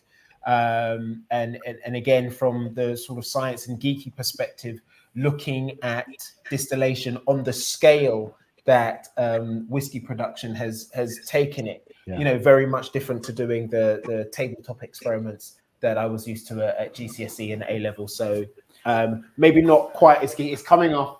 Maybe not quite as geeky as Billy, but ever so keen to find out more. So yeah, let's dive in with the first one. Our Loch Lomond special edition. So we poke the guys at Loch Lomond and I say, hello, can I get something from your from the Inchmarin range, and can I get something from your grain whiskies? I just get some of your single grain. And they went, no, here, have our most recent distillery edition instead. So they do this whole thing of sort of doing a lot of experiments, and they get to play around. And I remember speaking to sort of master blender Michael Henry when the company got bought a few years ago, and he said, it's brilliant. I get to choose the whiskies we play with now. I can actually release things I want and play around with them. And yes, so this is very much one of those whiskies, but he's sort of be able to play around with it. Although we have lost Brendan already, which he's got bored. He's made the journey to go and get his whiskies now. So let me just have a quick dig out where my what this actually is. Sorry, I've got too many notes already. So this is it's a 7-year-old whiskey. It's 100% malted barley, but distilled through their column still. Their coffee still. It's their 4th edition of the distillery editions, and I think I've got the other 3. Okay. I might be a bit of a Loch Lomond fanboy, but yeah. So first, I'll kick things off as Brendan's run away. I'm afraid, Laura. I have to. It's on you. Chop on you for this one. Column distillation. Pot stills are the thing we generally know of. You're talking about single malt whiskies. They're these lovely romantic lumps of copper that people see in photographs and swoon over at distilleries, whereas column stills are generally not quite so loved and don't get so much respect from malt people. Could you sort of give us a little bit of background of what they are and what that might do to the whiskey? Yeah, of course. They may be not so loved, but they're absolute stalwarts of what we do and very, very essential. And they're brilliantly efficient and they do a lot of cool things. And you can actually play a lot of very cool tunes with them as well in distillation.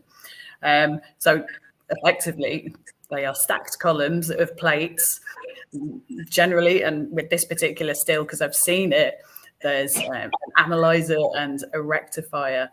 And you're basically allowing wash to fall through the plates on a column. And it would generally, there are vapors that are lighter than others, and you're able to pull those off very similarly to how you would in a pot still, according to plates and level of volatility. So it's actually a very precise and very neat way of pulling off something very particular. So it means you can separate compounds you don't want very easily, very cleanly, and very efficiently. And what's very cool about the coffee still is that when it was invented, it literally uses the cold wash from the charger as the coolant in the cooling coil in the rectifier column. So by the time you use that to charge your analyzer, you've already saved a lot of energy. But what it will give you is a very, very light spirit.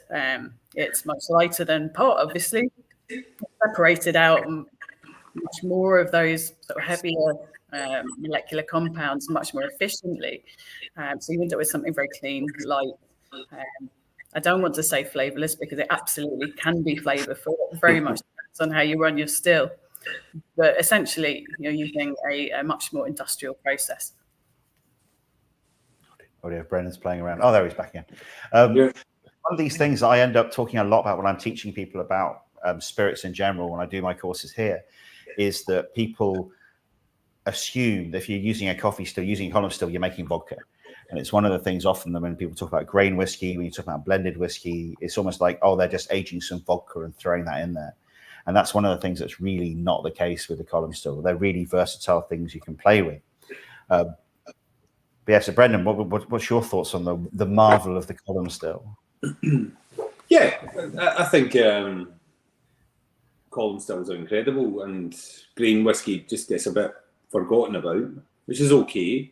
Of course, it gets forgotten about because blends have been around for forever, and blends have been the hero of whiskey all around the world for a long time. And at the moment, it seems like they've been around for forever, but single malt, pot still, distilled whiskies they're having their moment, but it's only 20, 30 years old.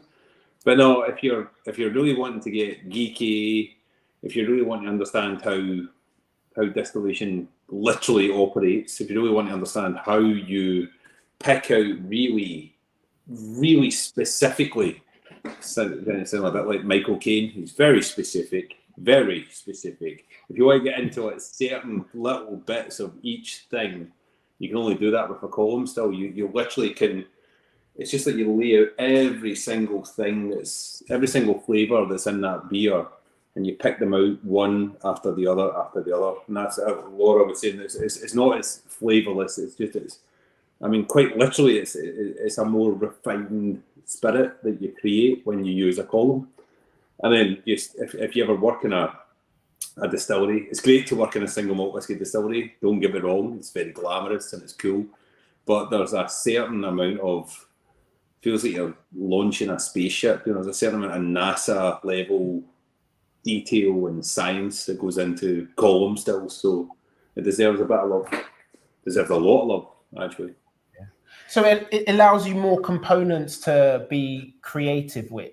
Would it be fair to say that column stills are more largely associated with grain whiskey and pot stills more so with malt? Well, in Scottish regulation, that's the sort of separation. Okay.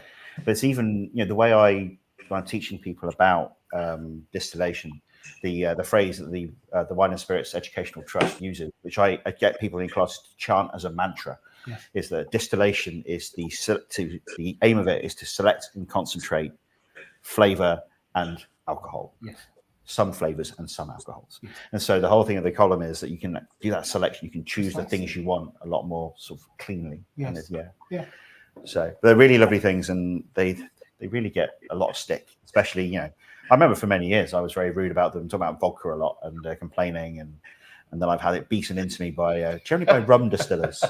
But so if any of you ever had a chat with Richard Seal from Foursquare, he very, very quickly disabuses you of any notion of column stills not being flavors and things. So what do you guys think of the whiskey?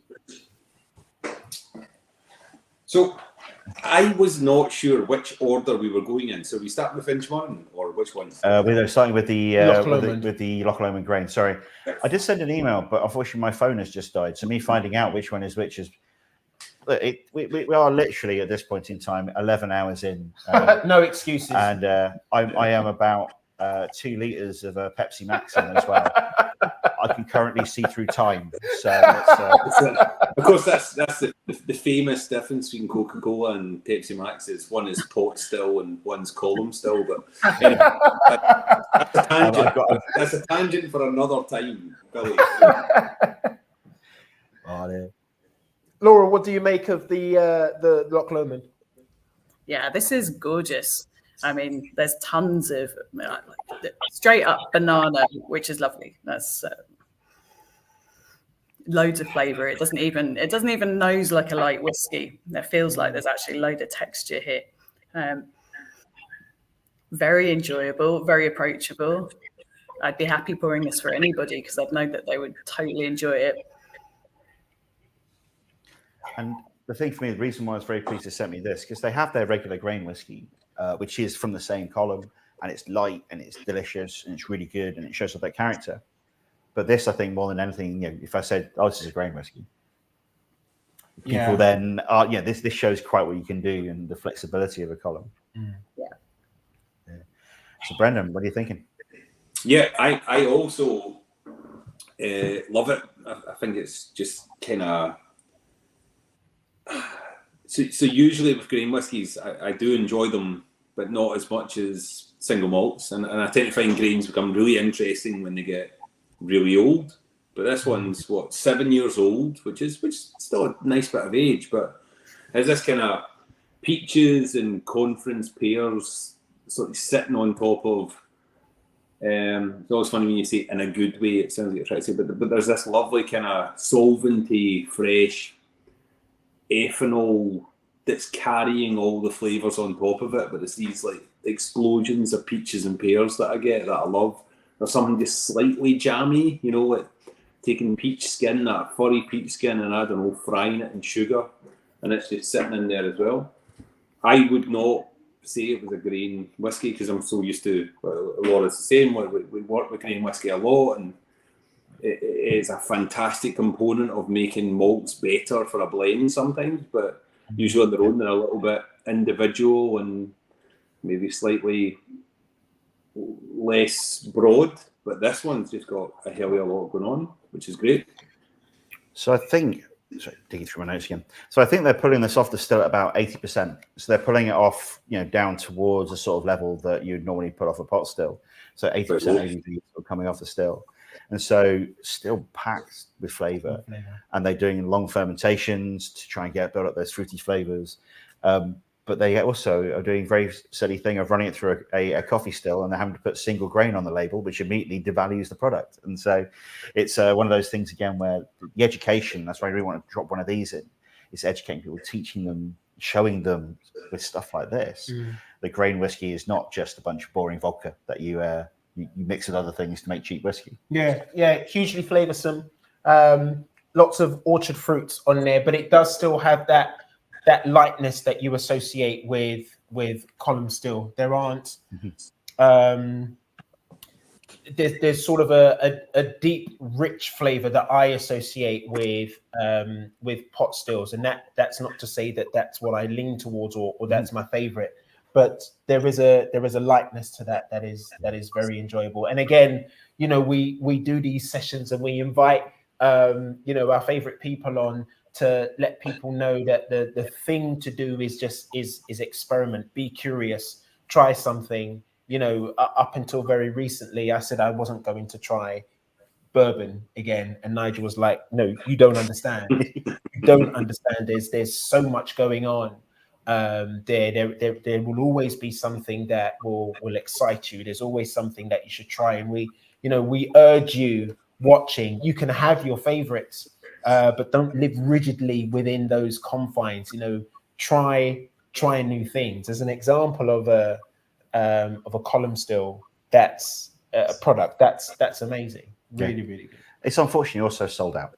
I may have tried it, then tried to go and get myself a bottle of it earlier on today, and it's been sold out for a bit. But yes, of course, you should definitely try lots of new things, and you should purchase them all. On the whiskyexchange.com. There you go. That's the one plug. So I've had one plug for my book, and I've had one plug for Whisky Exchange products. We're now done. But before we move on to the next one, one of the things you said, Brennan, was with grain, you often find they get really interesting when they get older, and it's with a bit of age. And I'm very much with you on that. They're generally lighter. They generally have less flavour in there, but over time they can really develop. Yeah, absolutely. Just I don't know. There's these tiny differences in every single bit of distillate. I'm not just talking about whiskey or Scotch or whatever. Just any distillate. There's tiny little differences, and let's say over the first half of their maturation life, it might be 5 years, 10 years, or whatever. Those little differences will change, but it's harder to notice. But the longer you go, the more things are going to drift apart and go in different directions. And I guess it's partly due to timing. It's partly certain sales or demands that went up and down. But just about 5-10 years ago, you started to see some Port Dundas, some Girvan, some Invergordon. You just started to see lots of grains that had just been sat for 15, 20, 25 years. And it really was I'm not saying every single one was perfect, but it was a real eye-opener. You were like, there really is diversity, difference, individuality in these casks. I guess simplifying it an awful lot. So it just takes a bit of time to really show off those differences that are in the grains that get distilled. It just takes a little bit longer to just sort of pull them apart and put them in separate parts of like a flavour map or something. But there's some really delicious old grains out there. And fortunately, I'm self-employed, so fortunately on my salary, they're much more affordable at 25 years than a single malt is. Yeah. Can I ask? We've spoken about weather and terroir. We've spoken about casks, and these are generally or the time that the liquid sits in a cask. These are things that we have some control over, but the weather will do what it will, and that will affect your harvest. And the temperature the climate that you're living in will also affect how the liquid interacts with the wood. You can have a fair idea, but you can't predict with you can't predict with pinpoint accuracy. Is there absolute control when it comes to distillation? Is it the one part of the whiskey making process that you can say A plus B will definitely equal C, for example, or could there still be factors that you have to leave to the gods? Laura first, if that's okay. I think A plus B never fully equals C in any process of whiskey making. We can get close, but there are so many variables that can affect what you make, and that's actually the joy of it, right? You can plan your whole year around what you're going to be able to make at a certain time. That's certainly what we do here. We know that we're going to be able to do certain things when it's colder and certain things over the summer. That's the fun of it. But there's all sorts of other things that can affect even the most minute variables. As Brendan was saying about the grain whiskies, these like minutiae at the point of distillation, as you mature a whiskey, the distance between them gets wider and wider, and that's what gives us the spectrum in our inventories that makes putting whiskies together really exciting later on. So no, I'd say no, it doesn't. Yeah. Brendan? Agree. Annoyingly, I think Laura and I, because we do know each other and, I hugely respect what Laura does and stuff, and I think we're going to agree on lots of things. We'll try and disagree on something. We'll find something like football. But yeah, like just today has been a scorcher in Scotland. It's been like glorious sunshine and stuff, and I couldn't help it. I used to love being a distillery manager or in charge of a group of distilleries, but today I was like, thank God I am not in charge of a distillery, because it was roasting hot.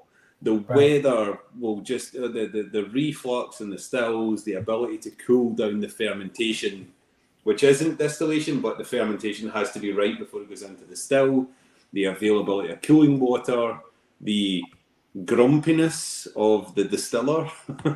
All of these We've all been there. We've all been there. And I don't understand why a distiller would be grumpy when you're in a warm room and it's just got hotter and hotter. So, no, I think it's okay. I get why you're asking the question, and it's a good theory. It's probably tighter than maturation because it's over a shorter period and maybe you can react quicker. But yeah, just everything in whiskey, everything in distillation, everything in alcohol making, there's just variables, and you just need to embrace these sort of beautiful bits of randomness every so often, so you can keep it reasonably within control, but you have to accept that there's going to be there's always a range. Yeah.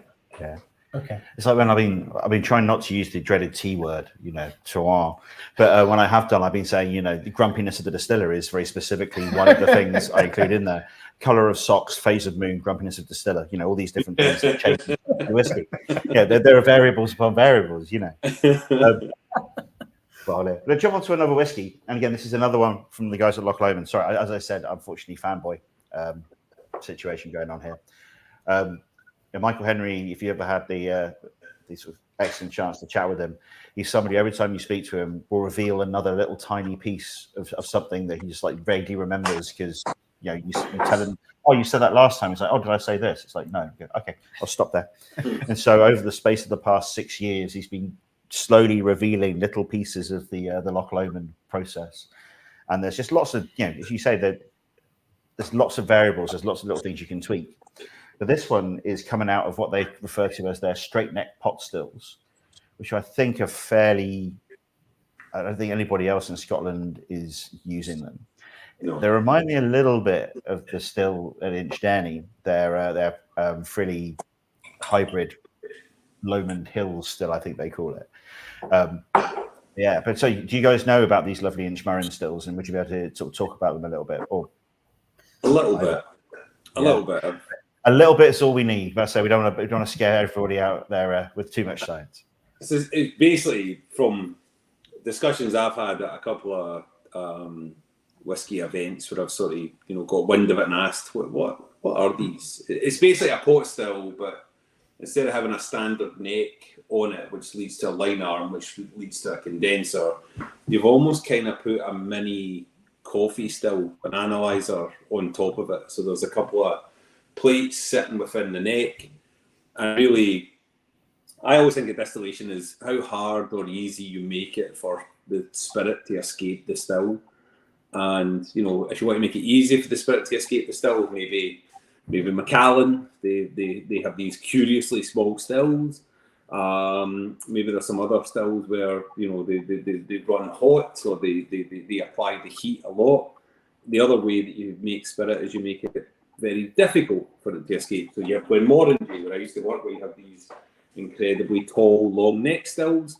So there's various ways to affect reflux within a pot still, that is, and with inchmarin, I think they've went to the next level with their pot stills, and they put some plates within the neck. So not only is the neck very long and very straight, but they've also it's almost like, the hurdles have been put in there as well. So as the spirit tries to escape, it's kind of got to jump and dive and duck around. And all that does is it just creates extra levels of rectification, extra levels of reflux, and it just generates greater levels of copper contact, greater levels of refinement within the spirit, less sulfur, and of course it has to depend on how much you've fermented, how you've mashed and stuff, but it allows you to reveal some of the lighter, more floral, more fruity flavors of the spirit by putting it through these straight necks, as they call them. How did I do, Billy? Is that okay? That's sticky box. That's good. The thing I say, the reflux and rectification thing you're talking about there is the things that folks may not know about. But basically, I would just say, talking about reflux, rectification, removing sulfur, that's just all different ways of making the spirit a little bit lighter. Would that be? Yeah. And yeah, it is. But the one, if I could be a pain in the arse, the one clarification on that is, yes, it makes it lighter or heavier, but please don't just think of that as an absolute. It really depends on how clear or cloudy the wort was and how long or how short the fermentation.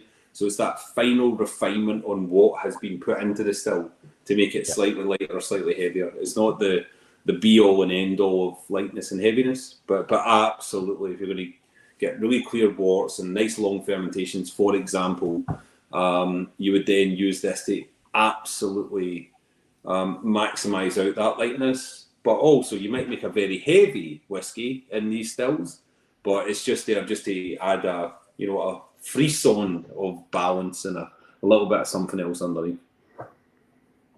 Yeah, and with this as well, I know the guys they can take it off at 2 ABVs as well. That Loch Lomond is a ridiculous distillery. I think they got like 11, 12, 13, maybe 14 different types of spirit they can make there. And it's just because they were blenders who they want to get all the different components, all the different bits of their palette, so they can put them all together. And so even on the East stills, they have like 2 different bits. So do we take off at high strength or low strength? So I think they took it for like 85 and 60. So you can get, even in these straight neck stills, as you're saying, Brendan, you can even say, oh, we'll take it off a little bit lower down, make it a much fatter thing. Take it off higher up. And this is from the higher up. Right. And so it's doing all the things you were saying, Brendan. So clear worts, long fermentation, generating all this fruitiness.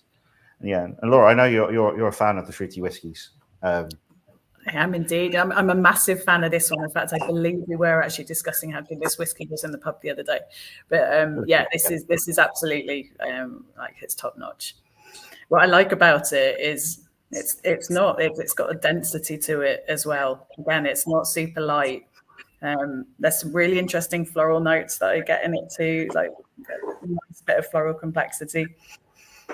It's almost like sort of dusty violet leaf, just a suggestion of it, a suggestion of wax as well. It's gorgeous. There's loads going on. I remember when they first launched this, a friend of mine was running around Whisky Show and was given some of it and absolutely loved it, and then went out and bought the previous edition, which was not this Not at the all, same. and ended up running around with a case of old inchmarin 12-year-old, which was very, very different indeed and nowhere near as good, and spent a large amount of time trying to sell it to people. And that's the thing, when the distillery relaunched itself a few years ago, we suddenly saw this step change. They were able to go from being just a blender who created blends for themselves and other people to being someone who can dive into these really interesting flavors they had. And this came up, I did a session earlier on about blends, and we tried some of the blending, we call it the blending backbones. We tried some Glenlossie and some Malachmore, whiskies, which I know you two both sort of like know of and know about. These workhorses that people don't ever see. And that's one of the things I think you now see with Loch Lomond. We get to dive into the geekiness that they've used to create these different components. We now get a chance to try them on their own. Excellent. Yeah. Right then, you want to know more about this? Should we move on to another whiskey? Let's move on to number 3, shall we? Indeed. So yeah. So we've got the Glen Grant 18-year-old. Glen Grant 18-year-old. So yeah, Glen Grant, fantastic distillery, absolutely beautiful to visit. If you like a garden, yes, go and see Glen Grant. Okay. They've got a little safe hidden in it with a bottle of whiskey in it.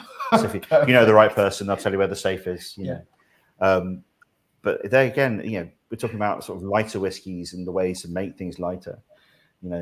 These guys look into that. Right. Dr. Chilton has popped in. Sorry, definitely not Dr. Chilton. Ollie's asked, how is it important to rest your stills? And he also can't spell like normal. Or more appropriately, what will resting your stills do in terms of flavor and texture of spirit? This is talking about when you're running your stills, generally after you finish distillation, you'll leave it for a bit. Yes. Why might you do that, you guys? Yeah, it's super important. It's one of the most important things you can do, particularly if you're looking to create this style of whiskey, a lighter, fruitier style. So you need to oxygenate your copper when the still's been hard at work. It needs oxygen to replenish and renew the surface of the copper inside the still. So what you need to do is open up the manway door, let the steam out, and just let it rest. Even 20 minutes will help, but the longer the better. It's one of the key quality parameters in what we do at the distillery. Super essential. So the continuous element of the coffee still is not 100% true. There is a pause to wash it out. It's more. That's more on the coffee still is continuous. Yes. And the air resting is not as important. This is more for pot stills. No, it's not your fault. It's Oliver Chilton's fault. Which, if you work in whiskey, we do have almost like a rule. If you're in trouble, blame Oliver, and you'll. But no, it's more to do with pot stills, and got it. If you try to get good, but a wee bit of foreshadowing, if you like, there might be a whiskey later on where they want zero oxygen to ever get into the stills. And I've been at this distillery before where there's been a mechanical fault in the stills, and we've had to open up the stills to go in and repair it. And I have seen some of the distillers there, because people who work in a distillery are super passionate, and they have been almost tearful and saying, you cannot do this, don't go in there, don't do it, because they were worried about the fact that the oxygen would make the copper have too much of an effect on the spirit. That's the unusual way, but sometimes it is very critical for making the copper active, but it's also equally critical for people who want almost no copper interaction. Oh wow. Yeah, okay. Yeah, another random variable. So, and so I've seen someone climb into a still, and I wouldn't wish that on anybody. Okay. Especially if I looked at the size of the porthole and looked at the size of me and my mate Jason, who I was with. We realised that neither of us would get on. We might get a leg in if we were lucky. So, jumping on to Glen Grant. So Glen Grant, I say they very much like to know how they're one of the lightest of whiskies in Speyside. They're very elegant. Massive in Italy through the 1960s and still very big there, going for this very light style of whiskey. And one of the factors which helps create that is the fact that they use purifiers on their still. This is something that pops up a lot. But Brendan, as I believe probably of the two of you, the person who's been forced to play with purifiers more through to working at Arbeg. What's a purifier? How do they work? Yeah, so a purifier it's almost like one of those other ways. Just people started thinking, I don't know how long ago, it's probably at least 100 years ago, what's the different ways we can make it easier or harder for the spirit to escape the still? And I always think it is this kind of, sort of cross between Rollerball and Logan's Run and some other kind of kitsch 1970s sci-fi movies. But how did they get out of that still? So make the still taller, put plates in the still, put less heat into the still, put more heat into the still, make the still fatter, thinner. There's all these different things, but one of the ones that really is quite innovative and quite cool is once the spirit escapes, it goes into the line arm. And you could make the line arm steeper or make it shallower, but put almost like this trap door in the line arm that just sits there, and every so often as the spirit goes over, some of it just goes all the way back to the bottom. I have a young kid, so it's kind of like snakes and ladders. So every so often you jump up the ladders, and just every so often you're unlucky and you hit the snake, and it takes you all the way back to the beginning. And that's what a purifier is. It doesn't have an awful lot of mechanical or incredible chemical engineering design to it. It really is just a pot that catches some of the spirit and returns it all the way back to the start.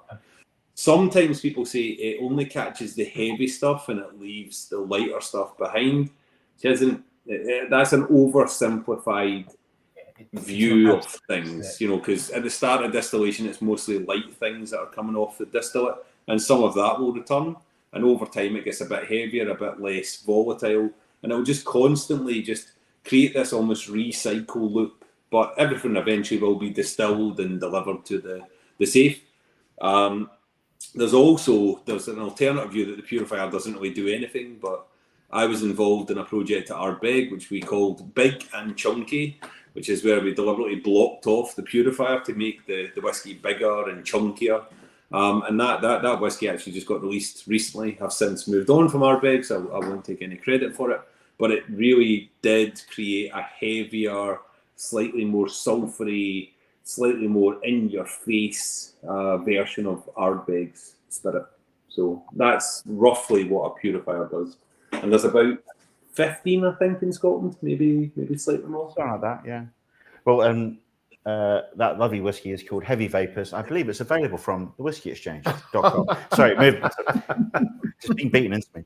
Now, we've got a question popped up from Keegan, and this sort of ties into that sort of along with what the purifier. So, how does the capacity and height of the still and the angle of the line arm affect the distillate in the pot still? You mentioned briefly the whole sort of angle of line arm business. But do you two want to jump in and what those three sort of factors do? Well, again, it's how difficult you want to make it for the vapors to get up the still, and it's really as simple as that. If you make the angle steep, it's going to be harder for them to get up. Some of them are going to fall back. You're going to end up with more reflux, copper contact, more things dropping back into the still. Again, if you make the line arm or the diameter tighter, you can have the same thing. It's going to be harder for those vapors to get over. So really, it's a game of, like, as Brendan says, I think the snakes and ladders analogy is brilliant, by the way. I'm definitely stealing that. It's what you want to send back and allow over, and how easy it's going to be to allow it to do that. And of course, by doing that, you're going to create lighter or heavier spirits. you're going to focus a lot of those fruit compounds a bit more, and if you're working with phenols, you're going to help those survive the process. So those challenges and obstacles that you're putting in the way of the vapors, for example, so a narrower and steeper angle on the line arm, for example, and a taller still or taller neck on your pot still, is that going to lead to lighter aromas or a heavier? Not always lighter. I mean, it depends how you run the still. So that's also really important. You can run a still hard, or you can run it slower. And if you run it hard, you can also run it with what we call controlled carryover. So you can even send the boiling elements of your wash right up into the line arm if you want to. Yeah. That will create something a little bit spicier. So it's not the only parameter you got to play with that will affect your spirit character. But it's one of the key obstacles that will direct it a certain way. Yeah. So could you then, in some instances, if you've inherited a still that hasn't been designed to the way that you would ideally like it to work, you can use some of those other controls to overcome that. Yeah, like you said, by turning up the heat, for example, or leaving it to bubble for longer. So, Laura, yeah, okay. I was going to say, absolutely. You know, you get the still that was designed for you. So if you're designing a distillery from scratch and you say you want high reflux, you'll do line arm angled up. You'll do a huge still, lots of surface area. You're basically making it a long distance and all sorts of other stuff. And if you want low levels of reflux or a heavier spirit, you make it a shorter still and all sorts of other stuff. But it's still, it matters, but it's not the be all and end all. You know, I can still go into a Michelin starred restaurant and burn a steak, no problem at all. You know, it's very much the skill of the people controlling the distillery as well as the actual shape and stuff. Okay, so, you know. Understood. Yeah. But the one which I had never really thought about before is that capacity side of things. You know, you were talking earlier on, Bren, about like, you know, the curiously small stills, but then you also see, especially in Ireland, or you see these gigantic stills down in Middleton, and it is that thing of, so the smaller ones are easier to boil up, easier to sort of get things through, and the bigger ones are just going to take longer to get everything done. So you have that. So it's not only about sort of almost distance, but there's also a chunk of time in there as well. Yeah. So if I could jump in there just very, very briefly, well, you know that's not true because I always talk a lot. But we did the Glenmorangie Lighthouse when I worked at Glenmorangie. We designed this distillery within a distillery, if you like, and I had to be super flexible, able to make lots of different things. And a huge amount of that came down to reflux. So we put in purifiers. We also put in different condensers. So a condenser made out of stainless steel, one made out of copper. But one of the really cool things that we put in is the ability to fill the still quite full or fill it quite low. And to do that, we actually put external heating within the stills. So it's a bit like your kettle at home. If you don't live in Scotland, we don't experience this horrible stuff that you get in your kettle. But everyone else, you have to fill up the elements and keep it covered, and then you get all this stuff that chalks up in limescale and stuff. But you have to do that in a still. You have to cover the elements that heat up the still. So that limits how little capacity you can put into it, unless you install external heating. So with that, we were able to take the fill rate of the still all the way down. Now, does it have a huge effect? I would argue it doesn't have an enormous one, but it does have a small effect. So capacity, as well as the ability to how much you have to fill it, as well as just the physical capacity, has an effect as well. And certainly with the converse, like you can fill a still much higher, run it slower in, and actually, you know, deliberately reduce the copper impact, and that will also give you character. So yeah, really, really important point. Yeah. Oh, cool. Well, on the Glen Grant, you know, they always talk about how they run their stills really slowly, you know, trickle distillation, glorious marketing. And work in marketing, I'm allowed to be rude about it. It's what I do. So, you know, and so they have this whole thing of like they distill slowly, and they have the purifiers to sort of like, you know, create this lighter style of Speyside whiskey. That's what I'm getting in here. Yeah. So what do we think of the whiskey? I'm sure, yeah, you guys have tried this one before. Yeah, you know, it's an award winner of many years. I'll be quick to start because I've been talking a lot and let Laura talk. But I love Glen Grant. I've loved Glen Grant for a very long time. So I'm kind of biased towards it. I think it's just a beautiful distillery and a beautiful location. They make really beautiful stuff. Yeah, it's just everything I remember. Really, really stunning. Yeah, totally agreed. I think this is one of my favourite distilleries, probably some of the most profound whiskey that I think has been made over a very long period of time. Whether it's young or whether it's old, it's absolutely stunning. I've tasted 5-year-old Glen Grant that I've loved as much as things that have been well into their sort of 20s and 30s. And this is gorgeous. Got one of the nicest fruit profiles in Speyside. Just beautiful. Yeah, it's a pretty significant time for Glen Grant as well. I believe Dennis, the master distiller, Dennis Malcolm, has just retired. It's just been announced, I believe. And also Robin Cooper, who was like long time brand ambassador global, I believe. But I think he's just retired as well. So it's quite a big time for Glen Grant right now. But amazing whiskey, amazing company. Yeah. And same about the 5-year-olds. You know, we get like 5-year-old Glen Grant over in Italy quite a lot. The easiest way of me to find birthday bottles is to go and buy bottles of 5-year-old 1970 something Glen Grant off of auctions. Yeah. And they don't cost. And yeah, I took a bottle up to the distillery once to take photos in the plant, you know, around all the lovely gardening things. And I went to the distillery sort of shop and said, "Do you want to try some?" And they're all like, "Yes, please." You never tried stuff from back then.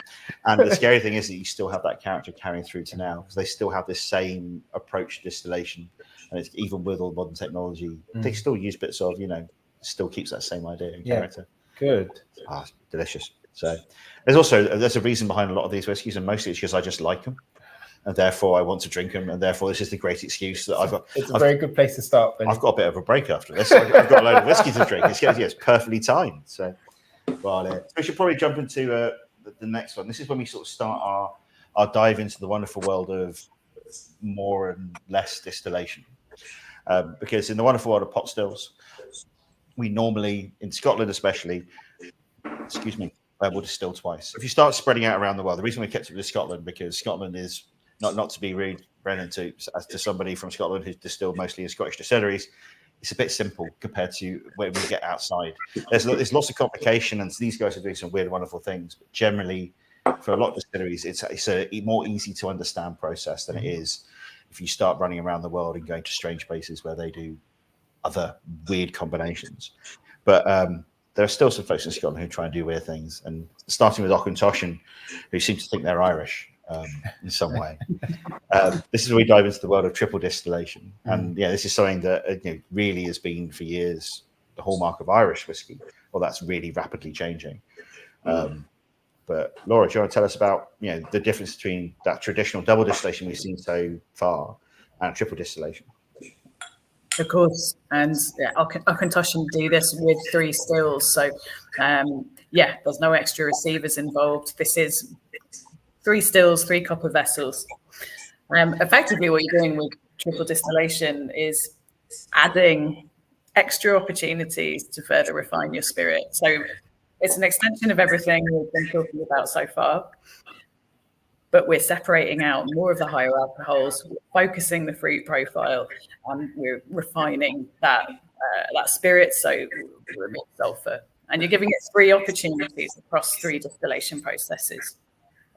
So, the aim is to create something light. It doesn't always have to be. Again, as we've spoken about, there's a whole plethora of other parameters that you can play with in triple distillation, and it doesn't necessarily mean that it has to be light at all. And actually, there's a couple of whiskies we're going to taste later, I think, which kind of prove that theory wrong, which is really exciting. I'm very interested in texture, in triple distilled spirit myself, and how we add it at different stages of the distillation process. And actually, Auchentoshan have not created something super light. They've created something with a backbone again. So there's still a bit of texture here. But it's a really nice example of something that's not sort of super fruity. It's actually very toffee, hard toffee, caramel driven, but very approachable, very easygoing, nice to drink. Mm-hmm. So do you guys do triple distillation at Rowan Co? We certainly do. We have 3 pot stills, all very different shapes, including something very tall neck in our final distillation process. We can also run our triple distillation setup as an interesting unbalanced double distillation setup. So that means we're running our wash still as a wash still, but then we're splitting our charge, our low wines charge, across our spirit and intermediate stills and running them in tandem as one spirit still. So that produces a really interesting character and something that's quite dense when you combine it with the level of cooling control we have, being right in the middle of the city and having to install fin fans and a glycol fixed loop. We've got a lot of control over what we do with our condensers, and we also have subcoolers on the other end of that. So we've got 2 opportunities to cool the spirit, a lot of control over temperature, and then these 3 stills to play around with as well. So a lot of parameters within our double setup. Yeah. And one of the things I've been drawing pictures all afternoon. Unfortunately, the camera can't pick up my terrible picture of Auchentoshan's. The first one was bad. The second one's better, but it's still pretty bad. You know, trust me, you can't see. Billy, I can't see it, but I assume it's in crayon. But you know, I'll have you know, it's written, as always with me, with a particularly fancy pen, essentially slightly too fancy for the purpose. So, I have a felt pen. I was going to use that, but you know, big Sharpie felt a bit wrong. But one of the things I noticed about Auchentoshan is you say about how Laura, about how it's not creating a really light spirit. And one of the things they do is that they keep on recycling the heavier bits back in. They don't ever let anything go away. And rather than sort of like discarding those things, they just bring them back in. Make sure you don't lose those weighty things. Always give it a chance to be heavy. And it reminded me a little bit of when I've looked at cognac distillation. You can bring in bits at different places, and everything in there is seemingly brought in a place to try and make things a bit weightier again. Brennan, you know, looking at the time, do I really want to ask you about recycling? We only have 15 minutes to go. Very briefly. They've dropped it down to only collecting every 3 weeks where I live, so recycling is front and center of my mind, but it's a different type of recycling. I'm learning some more about triple distillation because I have got a client in Ireland, and I have been known to drop by a certain pub and meet Laura and have a couple of pints of Guinness as Laura coaches me on everything triple distillation. But I'm going to be completely honest. I think if you want to know as much as possible, and for the everyone tuning in to know as much as possible about triple distillation, the expert is right here, and I think we need to go to Laura. Excellent. Well, I will not drop recycling on you at 15 minutes before the end of the tasting, especially when that's the whole episode in itself, to be fair. It's one of the things when I teach people, the bit I'll just go into is that when we teach people about distillation, we take the spirit, but everything else that comes out, we put it back into the process rather than throwing it away. And generally, at least somebody says, oh, is that just to save money? And the answer is, well, a little bit, yeah. But also it's just to make sure that all those things go back in again. You don't lose anything. You give those things a chance to come through again. And also every time you do it, it helps keep everything balanced and everything's just nice and consistent over time. Yeah. And one of the, we're sitting there today drawing diagrams because if you just literally got 3 stills and went, goes from there, boom, done, lovely, easy. As ever with distillation, it's a bit more complicated than that. Yeah. And speaking of a bit more complicated than that, now it's time to escalate our difficulty, I feel. Should we talk about Springbank? Yes. Yeah. I found the diagram. If you go to Springbank, so Springbank at the distillery, they make 3 different distillates. They make Longrow, which is double distilled, Hazelburn, which is triple distilled, and they make Springbank, which is 2.5 times distilled. Right. How? Exactly. Yeah. How do you do a half distillation? It's a pretty cool setup because it looks like an Irish distillery. There's 3 stills. But effectively, they're splitting their low wines charge between a portion that they redistill again in their intermediate still, and then they mix that back together with the rest of the low wines and run that as their spirit distillation. So it ends up being sort of 2.5 times distilled, which is the terminology. Add to that a flame-fired wash still, and you've got loads of really interesting things happening there. Yeah, I drew the diagram and out myself because every time I've been to Springbank, I've looked. They have this picture on the wall which says, "There you go, it's the top picture of those 2." Oh no, don't show the camera. Fortunately, it won't focus. Yes, winning. Oh, dear. I can't make it work. Oh, dear. Oh, there we go, almost. But basically, it's that thing. Every time I look at the diagram of the wall at Springbank, I go, I've got it. I understand it. And I'd step away from the diagram at Springbank and go, and now I have no idea how it works again. Today, I have finally got that idea. And it's exactly what you said, Nate. You still some of it twice, some of it 3 times, mix it back together again. Everybody's happy. Okay. Yeah, that was like that automated passport machine where you try to get back into your country. You know, and you're just like holding it, you try and hold a straight face, but it just will not work. And then you have to go and see a border security guard. You're like, God, the glasses are off, but it won't work. But yeah, I think it's super complicated. But if you're going to run a distillery, I'll let you in a secret. If you're ever going to take over a distillery and be a distillery manager, the dream is to have a balanced distillery, a balanced still house, which means one batch from the wash back goes into the wash still, that one batch goes into the spirit still, and out it comes. Or maybe 2 batches from the wash still go into one spirit still, or whatever it is, as long as it's an equal amount that goes in, that comes out. And the reason that's a dream is when things go wrong, if the quality starts to change, if the yield drops, it's way easier to track your way back and work out, right, what exactly has gone wrong here. When you start to have unbalanced distillation, so that's 1.5 go in this time, and the next time 1 1/3 goes in, and then slightly less, and then slightly more, and the faint charge, which is that recycle, starts to move up and down, it does make for it's not a better or a worse whiskey, but it does make for a far more interesting and intriguing story, definitely. But it also makes it a nightmare on a day-to-day basis as a distillery manager, and that's absolutely what 2.5 distillations is. So it makes amazing whiskey, but it's a labour of love to do it.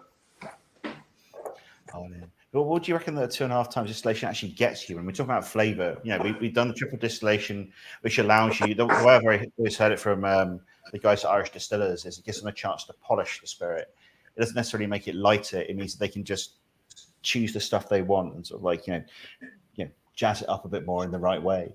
The 2.5 times distillation, you know, Springbank is not a spirit I would generally talk as being polished. You know, it's or is it? Is it, you know, would it be, you know, bigger? It definitely refines the phenol profile, I think, on this spirit. And kind of Springbank has they make a selection of different spirits on site at the distillery, which hopefully folks might know. If they don't, have a look. You can find out about them on the website. But for this one, I feel that you know, that half distillation in the middle kind of polishes up the peat side of the spirit. It doesn't overpower some of the other things going on. Yeah, and again, it's, you know, when you try Long Road, their double distilled smoky thing, it is properly big and over the top and peaty. Whereas there is an elegance to it. It is a bit rustic, it is a bit rough, it is a bit farmyardy, but it does have that sort of, as you say, the elegance, that smokiness, those peats. It's very light smokiness, isn't it? Yeah. It doesn't feel heavy. And you can still feel the fruit in there. Like there's really nice sort of tinned fruit salad notes for me, and maybe even a bit of melon in there somewhere. Yeah. So which one of these we trying again? It's the 10-year-old, isn't it? Yeah. And it's a bit of one of those weird ones where normally with that sort of fruity character, people like going, you know, older and older to allow that fruity character to develop in the cask. But for me, I quite like younger Springbanks. Yeah. You know, but that fruitiness pops up in the pops up in the spirit, and so then, you know, it stays there at a younger age. So Keegan just popped up again there with a thing which I've noticed as I've sort of dug more into distillation, as I'm sure you saw, talking about charging things and putting things in places, it looks a bit like retorts in rum. It's not quite the same, but it's on the way though, isn't it? Yeah, there's similarities to it. It's just every time you try to study just one thing in whiskey, like if it's 2.5 times distilled versus 2 times distilled, what are the true differences? The more you unpick at it, the more you realise that the distillery that distills 2 times has a slightly different fermentation or a slightly different mashing profile, there's other variables in there. But there's no denying there is similarities. The more you get into rum, the more you look at certain tequilas, certain ways of cognac production. It just, all I can say, and it's such a rubbish answer, is it just introduces a certain variable that makes it different and interesting. And I've not given up, but I still try to understand more about whiskey every day. But I'm way more excited about it being different and interesting and delicious than I am about if it was, this temperature or that pressure that made it taste that way. I'm more interested in how does it taste. And that's the thing I increasingly see, is that every time you learn a bit more about distillation across the entire world, you go, wait a minute. Yeah. Even down to having a chat with a producer from Mexico, and I said, have you seen what they do in Korea when they're doing distillation? He's like, wait a minute. The Koreans stole the Mexican way of doing things. It's like, yeah, mate, I'm fairly certain there was no distillation when they started doing it. No distillation in Mexico. And it's glorious. Was that North or South Korea, Billy? That'll be South Korea. Okay. They still do. They've been doing it. The whole of the Korean Peninsula has been distilling for years, and I'm fairly certain there's a lot of moonshine up in North Korea. But yeah, and it's this whole thing. These glorious things of the similarities all over the place. Hello, Matt. There we go. Matt's popped up saying lovely things. But with that, we need to wrap up because we are rapidly running out of time. And I await Dawn standing at the door, staring me down. All the lights on automatic thing says now a darkness in the distance where the door is. And she'll just stride through it at some point. Without activating the lights. Yeah. Oh, dear. That's fine. But no, so our final whiskey, and that's the one which I believe you may have foreshadowed earlier on, Brennan, is Mortlach. And this is the whiskey which really, the things we've been saying over the past 5 whiskeys, this is the whiskey which said, yeah, all of that now. Yeah. A little bit, this way. So, yeah, this is one of my, I pinged a question to, oh no, she's on her way. The lights have turned on. The Mortlach brand ambassador ages ago, Sorry, she's here. The Mortlach brand ambassador years ago said, any questions, let us know. And I pinged him and said, so could you explain to me how you came to the number 2.81 for the number of distillations you do? That was the only email that has never been answered by said brand ambassador, even to this day when she's moved on elsewhere, to mention no names. So yeah, 2.81 times distillation. I've got another diagram. I'm very proud of this one. I actually vaguely understand what's happening now. But do either of you guys want to jump in to talk about this, or would you like me to try and explain my diagram? That's the look of Laura. You work in the same family of distilleries, but yeah, I mean this distillery is really interesting because every still is different. I think they've got 3 sets of different stills, and they're all completely different shapes and sizes. What my understanding of Mortlach is that it's an approximation between double and triple distilled spirits. But some of those triple distillations will include some of the things we were talking about earlier, such as overfilling stills so that there's no copper contact, or again, not oxygenating copper so that there's no impact from the copper in distillation. So it's, to my mind, one of the sort of fullest bodied, almost triple distilled whiskies that exists. So going back to that point about triple distilled whiskey, is it always light? No, absolutely not. This is a good example of it. And I spent ages trying to sort of draw a diagram I could vaguely understand, which is about 45 minutes of my life this afternoon. and the thing seems to be is that they have a load of it. They just say, well, it's still like normal people. And they have another 2 wash stills. They go, okay, we'll split that off between the heavy stuff and the light stuff, rather than just keeping it all as one. And they'll put all of the lighter stuff into a still and distill it as normal. All the heavier stuff will stick in another still, a little one called the Wee Witchy, which will then run 3 times because it's low. Oh no, right, other way around. They'll put the tails, the second half, in the little still. The normal stuff, yeah, that's the way I said it. The lighter stuff in there, the higher alcohol, so the stronger stuff. The lighter stuff, they put in the other still. Distill it 3 times to try and get up to a strength that they can actually get something decent off it, and then they'll take a spirit run off it. And at the same time as playing around with all the stuff you've been talking about, with increasing the amount of sulfur that's retained and filling the stills high, playing around with it. And at which point in time I put my book away, and it doesn't seem to make any sense. Okay, someone's come up with a number to represent that. I asked him about it and said, "Oh yeah, it's one of the cowies. He came up with this process. He was an engineer and he did this, and we do it exactly the same ever since." And I've heard tales of them sort of like complaining if someone tries to brush the cobwebs away because that might change the character of the spirit, and that sort of level of. And you were saying getting into the still and laying in the air. Yeah. So Mortlach's in Dufton, and Dufton has 7 very famous distilleries in it. Mortlach's kind of tiny, and if you go all the way back in time to when I started in whiskey, which is so long ago, but when you worked for Diageo, like I did, like Laura does, there was certain whiskies that were fantastic whiskies, but they were just used for blending, and Mortlach was one of them. So Mortlach makes this meaty, beefy, deep, intense spirit, and it's incredible for blending. It makes amazing Johnny Walker and stuff.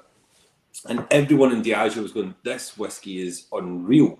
Now, Diageo had Talisker and Lagavulin and Cragganmore and Glenkinchie, incredible whiskies. And long may they continue, but lots of people in Diageo were going, this whiskey is incredible. And it wasn't because it was 2.81 distillations, it was because it was amazing. But this was one of the things that came out, is it has this 5 stills, unbalanced operation, certain distillation through here, and then they got this wee witchy. But layer on top of that the fact that at Mortlach they almost wish that their stills were made out of stainless steel rather than copper, because they want no copper contact whatsoever. So if you open up the door of a still at Mortlach, it's like looking into a teenager's bedroom. It's filth. It's absolutely just, you can't see the carpet, you can't see the walls, it's just covered in crap, And that is because they never clean them. They never want the introduction of copper contact. They want the sulfur, the meatiness, the beefiness in there. And that was the place where once upon a time we had a leaking steam coil. That's the coil inside the still that's going to add the heat to cause the distillation. And someone had to climb in there to fix it. And they were genuinely devastated because there's this layer of blackness and darkness that is hiding the copper that they knew was going to fall off. And for a couple of weeks, it just changed the spirit character.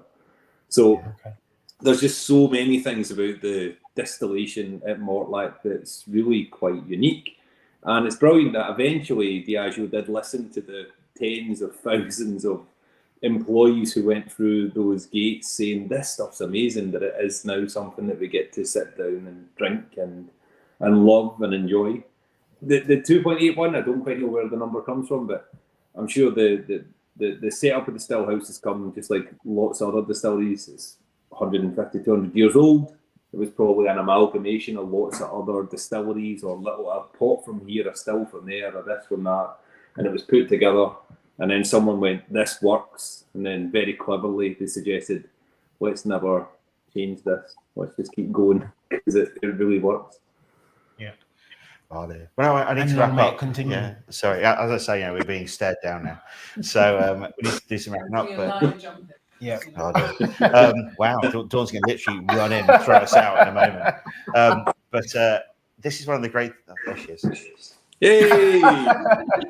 But this is the great thing about distillation. This is the reason why I want to sort of talk about it a little bit, because every time we've learned something today about one of these things, we've also showed that actually, that it also does the other thing. Everything you do, you can tweak, you can play with. Every part of the distillation process is another variable. Your question right at the beginning of, is this the one thing of which you can actually control? That is the question of the whole thing, and the answer I think we've now got to is no. So you have a bloody good try. Yeah. Oh dear. But no, anyway. But thanks a lot for before we go. But anyway, if you want to jump in with anything else? It's been fascinating. So Laura and Brendan, thank you very much for your time this evening. Again, I've learned a lot. I'm going to caretake the Mortlach over the next half an hour or so. But thank you very much for your time. Stand by, everybody. Dawn is about to jump back in this space. She's going to have a quick chat with Hood Sommelier, who is our New York Connect, isn't he? Coming very soon. But once again, Brendan, Laura, thank you very much. We'll see you in the next few minutes. Excellent. Thank See you you. soon, guys. Cool. Oh, don't be doing a live swap over. There we go. Yeah, Oh, it's a live swap. Jump in, jump.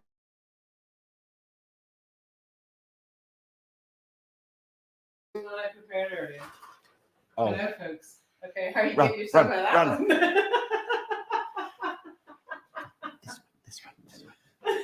one? As he goes out with some water glasses, some whiskey. It's all going pear-shaped now. We've hit the witching hour.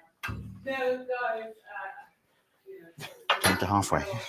couple hours, actually, this morning, but I am so excited to be joining this.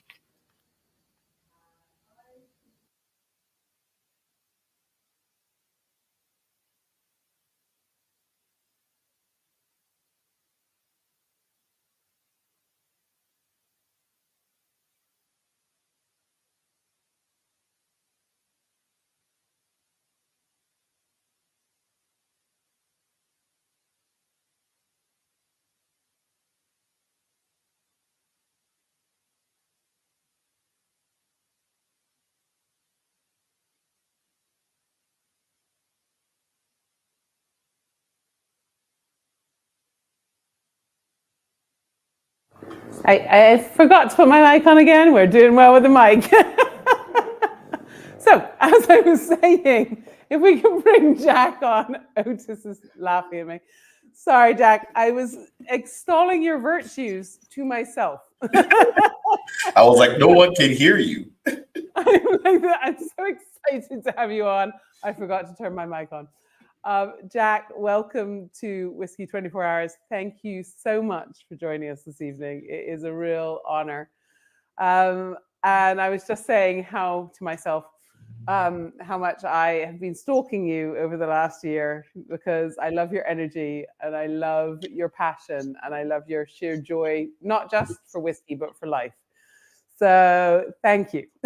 Always my pleasure.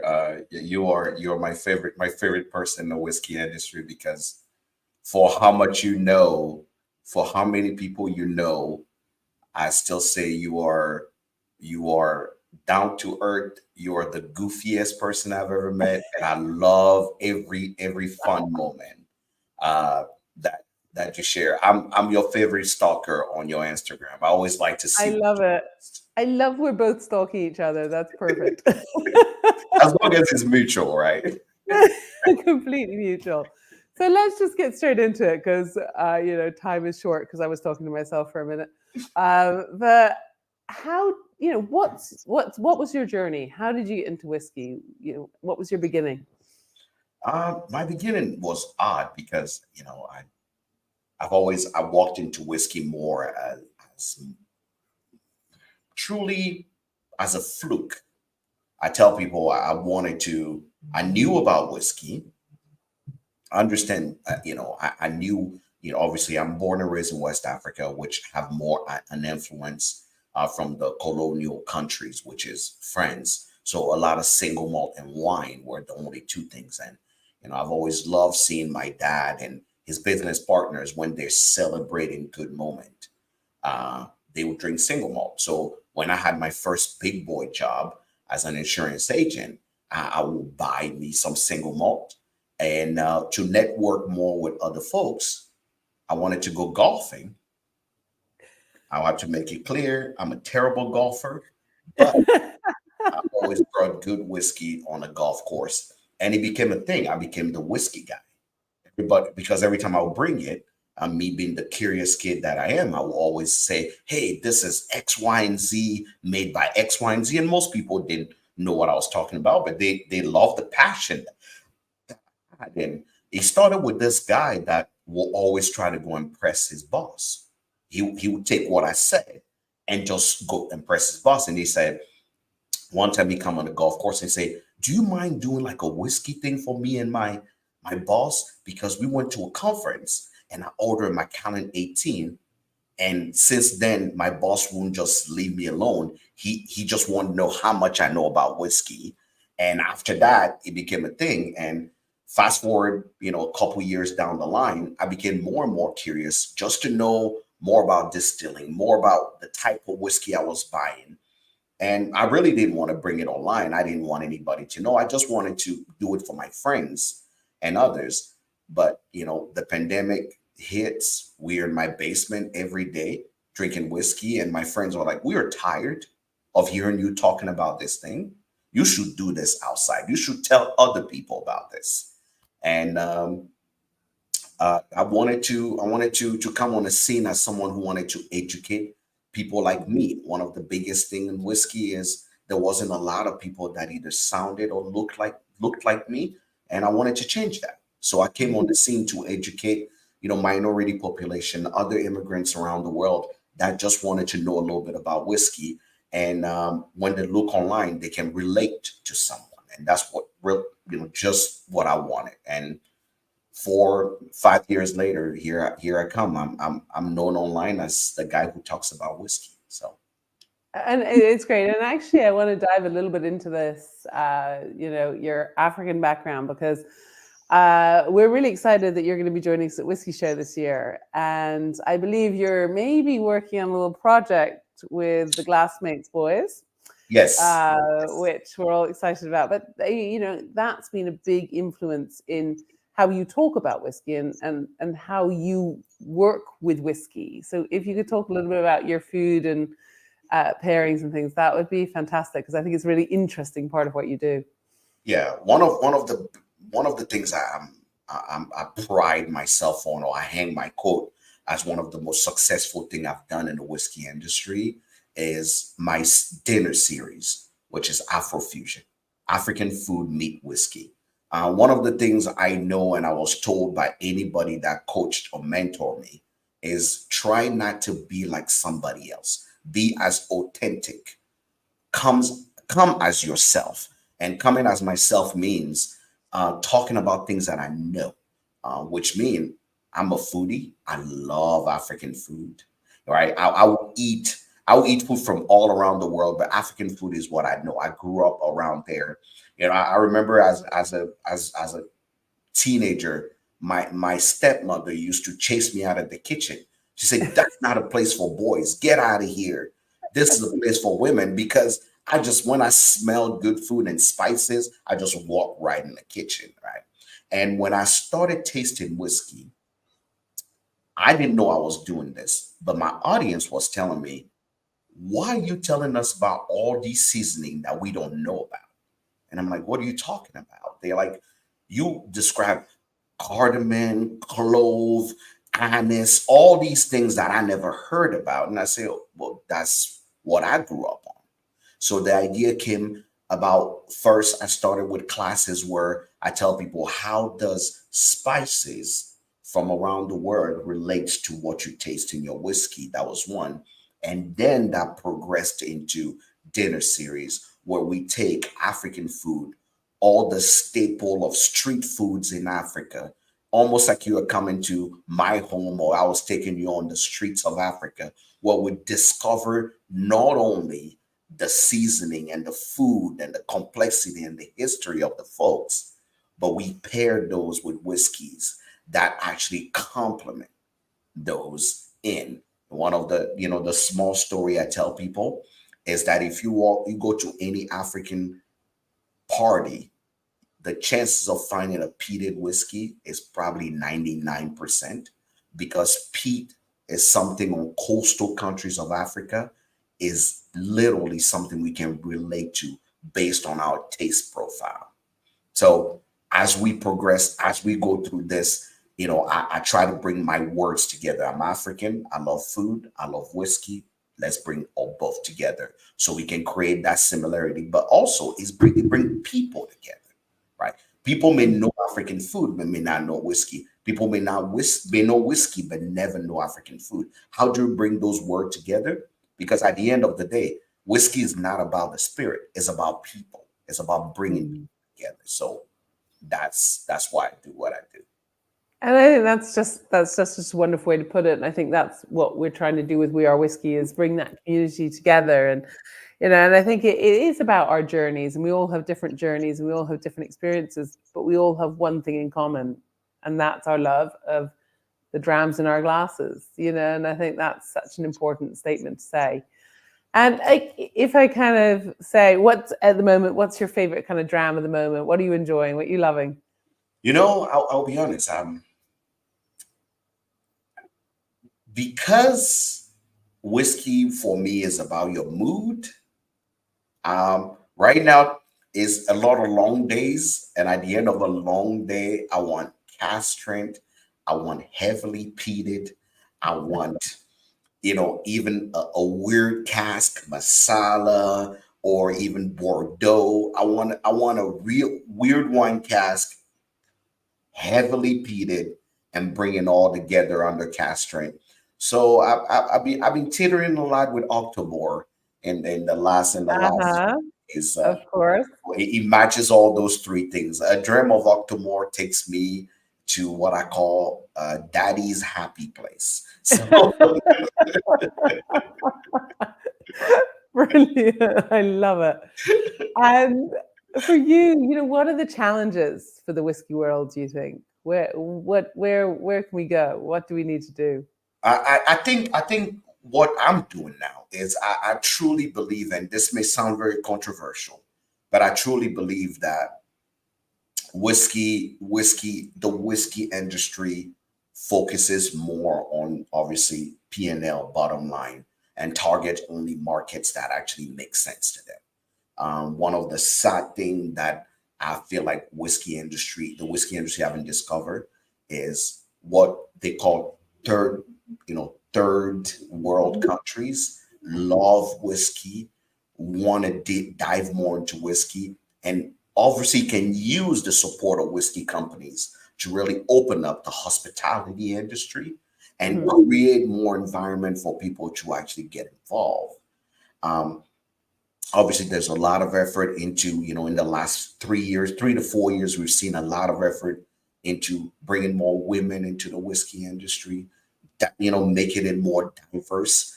But I think one of the things that happen when I take all my drams with me, when I travel to Africa, for example, and I'm opening this to prime ministers and people that are supposedly making that level of money and can afford those whiskeys, they always ask the same question: why can't we have this here? Why have not ever heard of this? And I think whiskey industries look at some part of the word as, oh, we don't know if that's going to work, but that part of the word can benefit of their support. So I think pushing the effort to continue bringing more women into the whiskey industry, because the more women we have, the deeper and more complex taste note we're going to see, because women are superior when it comes to tasting. We need more minorities into the whiskey industry, absolutely, here. And the third thing is, Africa as a continent should not be forgotten or be an afterthought when it comes to the whiskey industry. And I think that is just a perfect note to finish on, because I think all those 3 points are hugely important. Everyone deserves a seat at the table, and that table should be filled with whiskey. So, Jack, I cannot wait to meet you in person in about 6 months' time. It is going to be the best party ever. Absolutely. But you are my hero. Thank you so much for taking the time out of your day, especially on a Saturday, to join us. And I'll see you in a few months. Yes, absolutely. And, more to come for all of you watching, for all of you in London, more to come. We have something special to bring to you, and you don't want to miss it. 100%. 100%. Jack, love you. Cheers. Cheers. Love you. Cheers.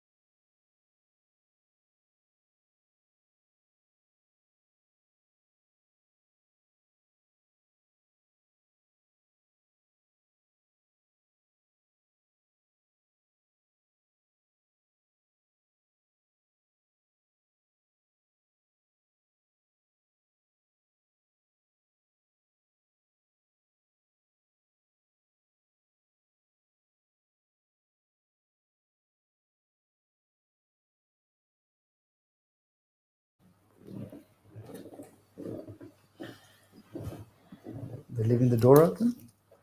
Yeah. Okay. 1 second. Go. Welcome back. We are joined now by Sukhinder Singh and Jason, and we are going old and rare around the world. You're not going to hear too much from me because I am joined by two eminent experts in the field, and I'm very much looking forward to this next tasting. Lots of our viewers will be familiar with your story, but before we get into the tasting, Sukhinder, can you tell us a bit about your journey with whiskey? Okay, quickly. So my parents started in the industry back in 72. So grew up in the industry, started collecting whiskey around 35 years ago as a hobby, initially miniatures and then bottles. Just fell in love with the category, everything about it, Scotland, the distilleries, the people. I think one of the key facts was that whiskey was probably the most honest product in the spirits category that I could find. It declared an age, whereas many other spirits didn't. And it was just a nice place, lonely place, because it was a very small category. Not many people were doing whiskey. And for me, it was interesting. And I think, you got to remember, we're doing old and rare today. And for me at the time, these were normal whiskeys. Yes. You see my point? Yes. 35 years ago, we're trying whiskeys from that type of era. And these were normal. These was what I sort of grew up with.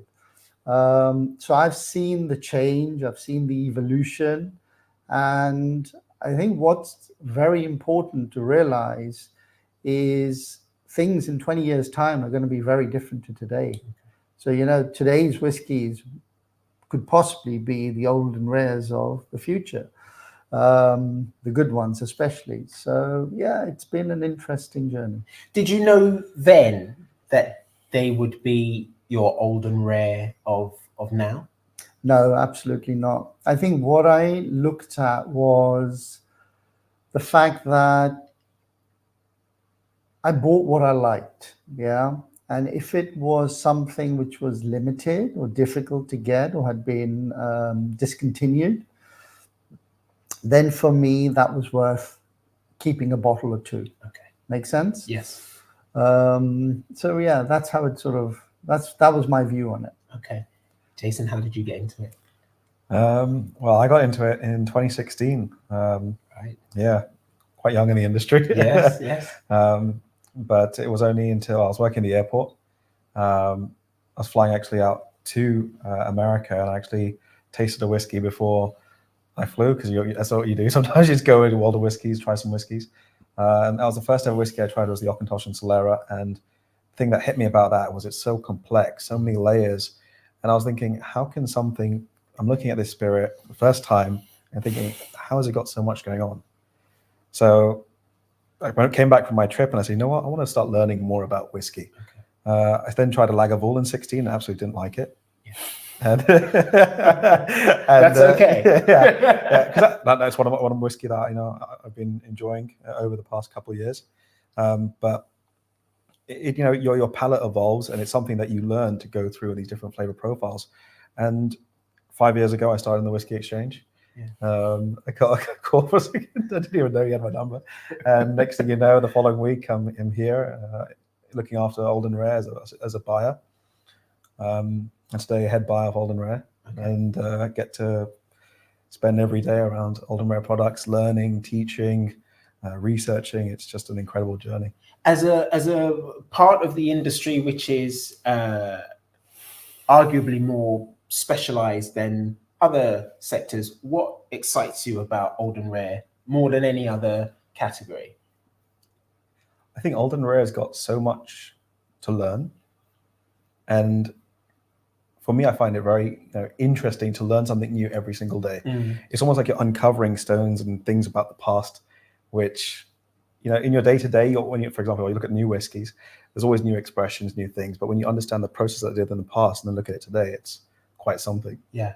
So I enjoy that side of it a lot. Fabulous. And then also talking it and then getting to share it with people and getting people to experience this. And I got to spend, 5 years with Sukhinder every single day, every evening, learning about it. And it was just, incredible. So fabulous. Okay, let's jump straight into it. We've got 6 here. We will let you know the order of tasting as we go along. We're going to kick off with the... I actually think let's tell everybody now so they can prepare. Okay. So guys, we're going to do Hackshaw 10 first, then the Bushmills, then the Convalmore, then the Four Roses, then the IW Harper, and finally the Talisker. Okay. Line them up.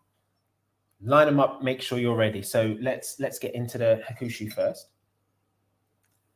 So when selecting this pack, I'll go into why I selected the Hakushu 10 is actually because when I was learning old and rare whiskies, Japanese whiskey is one thing that, it was a very big category for a lot of people about old and rare. But for me, one thing that Sukhinder gave me my first Japanese whiskey was Hakushu 10. Okay. And for me, today it's one that is discontinued. But for me, the character in it is just so beautiful, so clean, so crisp that, for me, when I saw this and I said, you know what, we're going to do whiskeys from old and rare whiskeys around the world.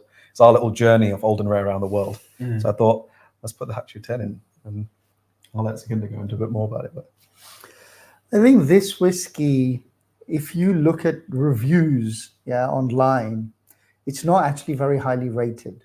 Okay. Right. And I think people don't get it, is what I believe. I think there's this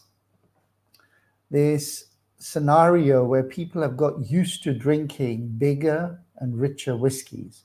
So one thing which is very different between the style of whiskeys from this era to today is there were a lot of whiskeys which were very light and elegant, a lot of refill casks, a mixture between bourbon, first fill bourbon and refill, but a lot of refill. Whereas today, everyone seems to be obsessed with the sherry element.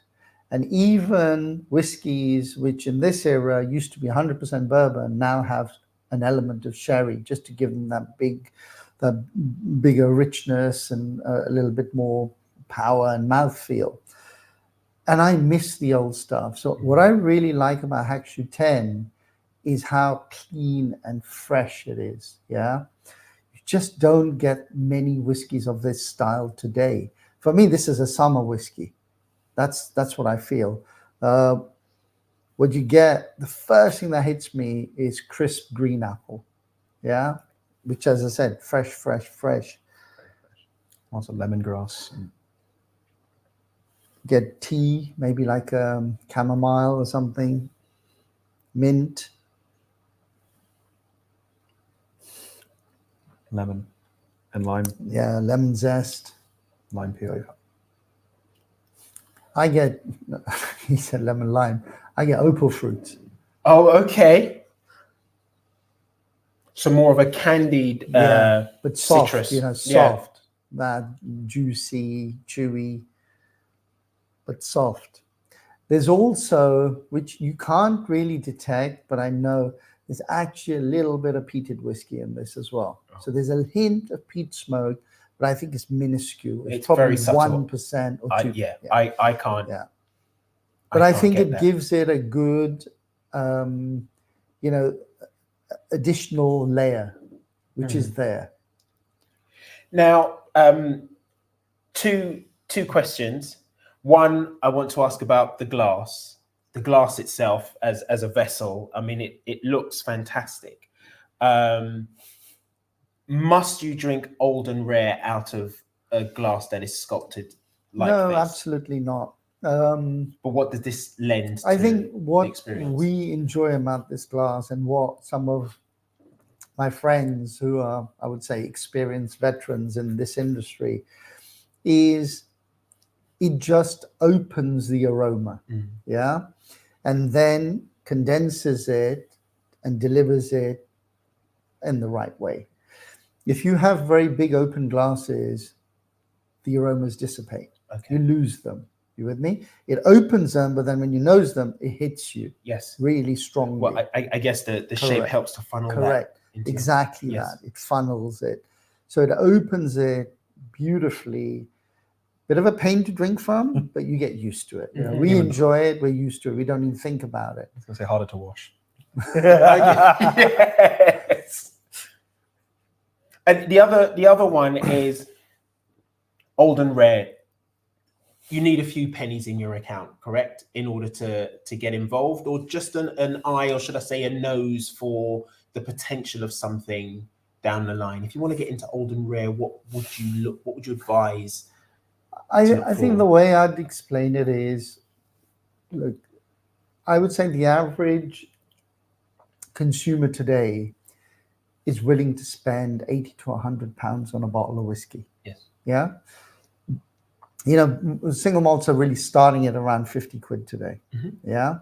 So to spend 70 or 80 or 90 or 100 pounds, you know, once in a blue moon, it's not ridiculous. It's quite common. So you can start on the old and rare journey around that price, around, you know, 80 to 100 pounds, up to 150 pounds. So it's not, you know, it's not too distant. It's something which is accessible, I believe. And I would say that if somebody was looking to start and they'd never done it, haven't done it before, I would actually start right at the bottom. Look for the simple whiskies, which, you know, are big brands today, like Glenlivet 12, Glenmorangie 10, Lefroy 10, which might be a little bit more expensive. What else do we have? Highland Park 12. And just, I wouldn't compare them. I would and wouldn't. Okay. You judge them for what they are. Do you understand? To see how they are, and then compare them to see how they've changed. Do you see my point? Yes. And then afterwards, you can be judgmental and say, I prefer this or prefer that. I think you got to look at where people, how people were brought up, what age they are, and see how they started on their journey. So what I find is that people who started in, let's say, the last 10 years have actually been brought up more so with new style of whiskeys, you know, the new micro distilleries, a lot of English distilleries. They might have a distillery up the road from where they live, and that was their first experience in whiskey. So for them, that could be the benchmark of whiskey, if you see what I mean. Yes. And when they go and try a standard single malt, they go, no, I prefer this, because that was the first thing they tried. So old and rare will be different. Yeah. I'm not saying it's better. I'm not saying it's worse. I'm just saying it's different. Yeah. And some people might not like it. It's as simple as that. Okay. But I think you need time. You need that journey. You need 10 years plus to have tried, you know, the everyday drinking whiskeys of today and then go back. Okay. As I said, some people will have been brought into this style that everything has to be richer and heavier and more sherried. And these are chalk and cheese. Yes. Yes. Okay. Yeah, I agree. I was going to say there, like, you know, like Sukhinder mentioned that everyone nowadays is obsessed with cask strength whiskies. They all want the heavy sherry cask, the port cask. But a lot of the old school whiskies were more distillate focused. And that's why even with some of the whiskies, you're seeing the younger expressions. They're not going for super high age statements expressions. So again, that's where the industry has changed. But at the same time, it's about tasting a variety of different things and then understanding what the past has to offer and then seeing how your palate also with it evolves. Okay. Because if I look back when I started, there were many things that I was not a big fan of, but now I've developed the palate to try those things. And then when you look at the things in the past, you get to appreciate them a bit more. Okay. So with that in mind, then how much of it is personal? I like that and I want it, as opposed to, oh, I can appreciate that and I know where it's going. Do you separate those two feelings, or do you allow them to work together to make an informed choice? I think when I use my personal experience, a lot of the stuff was because I was really interested and passionate into it. That you know, I said, you know what, I'd go and try the whole range. Yeah. And then it can be a little bit costly. So if you're not buying the bottle every single time, I'd recommend go and buy drams. Like, you know, for example, you have tastings or tasting packs, and it gives you a chance, it gives yourself a basic opportunity to develop your palate and understand what you like, what you found in it. And it's always worth keeping notes on everything that you try and scores of what you thought the whiskies were, because you might look back in 5 years' time. And I know I've looked back at a few of my ones recently and thought, God, I was rating things at 95 out of 100. And now I'd probably give that an 83. So I'm like, I've got to have my own reality checks. But it's one of those things, your palate will change with time as you learn to appreciate, taste more. And like Sukhinder said there, you give yourself these whiskies, and some of them are not very expensive. They're about 100, 150 pounds, 200 pounds, if you think about it. Some people, when they really want to buy a special whiskey, maybe once a month, every 2 months, they'll probably go out there and spend a couple hundred on a whiskey. Yeah. So it's about getting those stepping stones in, and there's always great opportunities. I know, like our whiskey show coming up, that's for me one of the best events, because when I go there, you've got hundreds of whiskies to try. Yeah. You have to drink responsibly. Of course. But it's one of the best events just to taste different things at different stands. And then when you get the opportunity, like those dream drams and everything, it gives yourself the opportunity to actually taste things and see what they're all about. Yeah. And I find that. I was going to say, it's nice to experience old and rare with other like-minded people. So yeah, as Jason says, going to events, going to tastings, just to understand and listen and learn and experience how to taste, how to judge. Yeah, I think there is this this pattern today of people being very judgmental, that I like this, I don't like this, this is rubbish. No, sometimes they're over-egging just because they're inexperienced. So I think it's good to learn in the right way. Take your time and learn. Yeah. Okay. Great. Let's move on to our second, and this one is Bushmills, 1975. Okay, so Bushmills 1975. This one is a single cask. This was done to commemorate the millennium. So Bushmills offered it out, the single cask to customers, and I think it was about 100 casks. We're not sure, but we believe there was 100 casks for the 100th anniversary, or for the millennium. Celebrate the millennium. We're not sure how many. Some people say there was 200. Some people there was 100. So we're not sure. Okay. But this was purely a private sale. It was a cask offering. Yes. About, I think, 5 years, 6 years prior to the millennium. Yes. Yeah. Where people had the option to buy a full cask. Yes. And to be fair, it wasn't being done openly in that era. This was quite unique, especially, and then that too Irish, because even the Scotch boys were not really doing it. A few of the distilleries were doing private cask sales, but not on a mass scale. Yeah.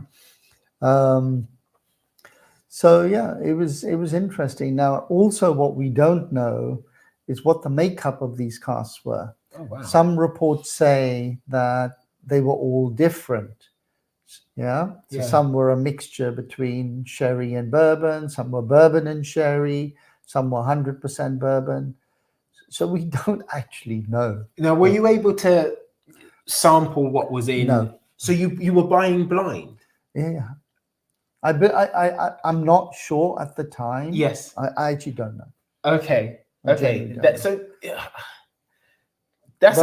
gamble, right? But what we're trying, we Yes. have no clue what it is. Yeah, is what I'm saying. Amazing. Yeah, Okay. we have no idea. Okay. So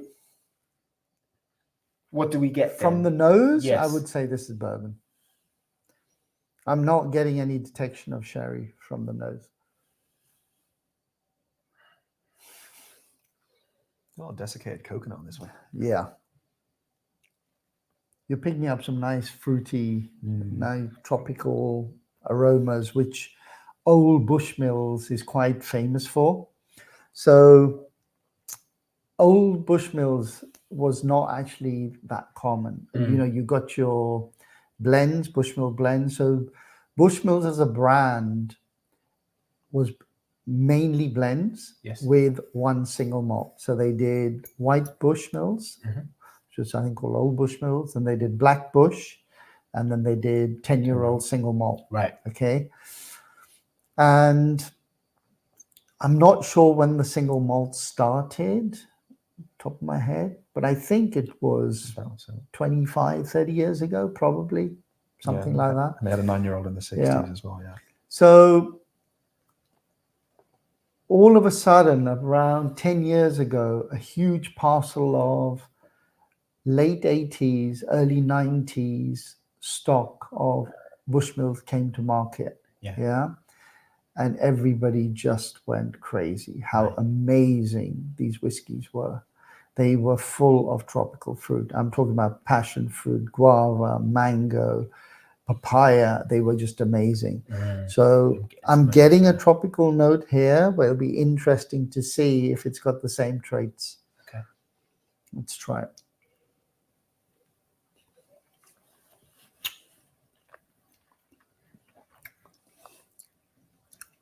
It's there, but it's got a lot more. First thing that hits me is grapefruit pith. Yeah. You got a bit of ginger. Yeah, a bit of spice. Yeah, ginger. What else we got? Actually, I'll tell you what I'm getting. I'm getting like grapes, gooseberries or grapes. It's got that slightly winey note. Yeah, I'm getting a bit guava as well. I'm actually also getting something which I don't like, usually lavender. That's what I'm. Yeah, it's a lavender, and there's a perfumed essence. Correct. There's almost like a Parma violet thing going on here as well. Correct. Wow. Correct. Yeah, correct. soapiness. There is a bit of soapiness. Yeah, there is. So we've seen different reviews of these. Some are amazing and some are not so good. So we took a punt, or Jason took a punt on this, and it's okay. I think it started off, but now the soapiness and the lavender's there. I'm not enjoying it. And you're not going to be able to let go of it. But it's one of those things, you don't know the makeup. It's a love-hate flavor. Yeah. So I've got to say, I don't hate it because it doesn't, there isn't that long a finish on it. It doesn't feel too complex. So anything negative that you're picking up in it is soon gone. But it lingers. No, it lingers for you. I disagree. It lingers. So would this be classed then as a punt that hasn't paid off, or one person? Some people I don't like it. Others some people will like it. Yeah, I think that's some people like it. The nice thing about everyone having their own different palate. Yes, is everyone will find something that they are gravitating towards when they look at flavor profiles. So some people like that characteristic where you're getting that more floral characters. Other people may like that heavy sherry character or those dark fruits, Christmas cake. Some people might like the clean distillate style. So it's just about finding, again, whatever each person likes. Okay. And again, there being over maybe 100, maybe even up to 200-300 of these different types of single casks out there in the market. Each one could probably have a different characteristic. Okay. Because it could be down, not just because of the distillate, but then it's also down to the cask they use. Now, of course, depending on the size of the cask, you're talking, anything from tens of bottles to hundreds of bottles potentially that can be filled from the cask. So buying a cask, investing in a cask is obviously going to cost you a lot more than buying a bottle for a couple of hundred pounds. You brought a very good point up. So a lot of the people who bought these casks bought them on a whim, thinking this is brilliant. Right. Yeah. I'm going to drink this and I'm going to give this away as presents. Okay. And then so many punters suddenly woke up and realized these are too many bottles. Yeah. Yeah. And they tried selling them. So when in the early days of the Whisky Exchange, we used to get a call or an email every week saying, I've got a cask of Bushmills Millennium. Would you like to buy some of my stock? So this went on for years. Right. So yeah, you're right. Absolutely right. And the nice thing is that each of the cask owners had their name or their company actually on the actual bottle. Yeah. So you could kind of trace it back to find out if someone has that cask. Nice and it's a personal touch. Picking up on that, a lot of people are at the moment obsessed with, I want to buy a cask. I want to buy a cask. Yeah. And when I'm asked this question, and my main thing is, why do you want to buy a cask? Yeah, because I like whiskey. Okay, you like whiskey, but you want to drink the same whiskey 200 bottles worth, and buy nothing else. No.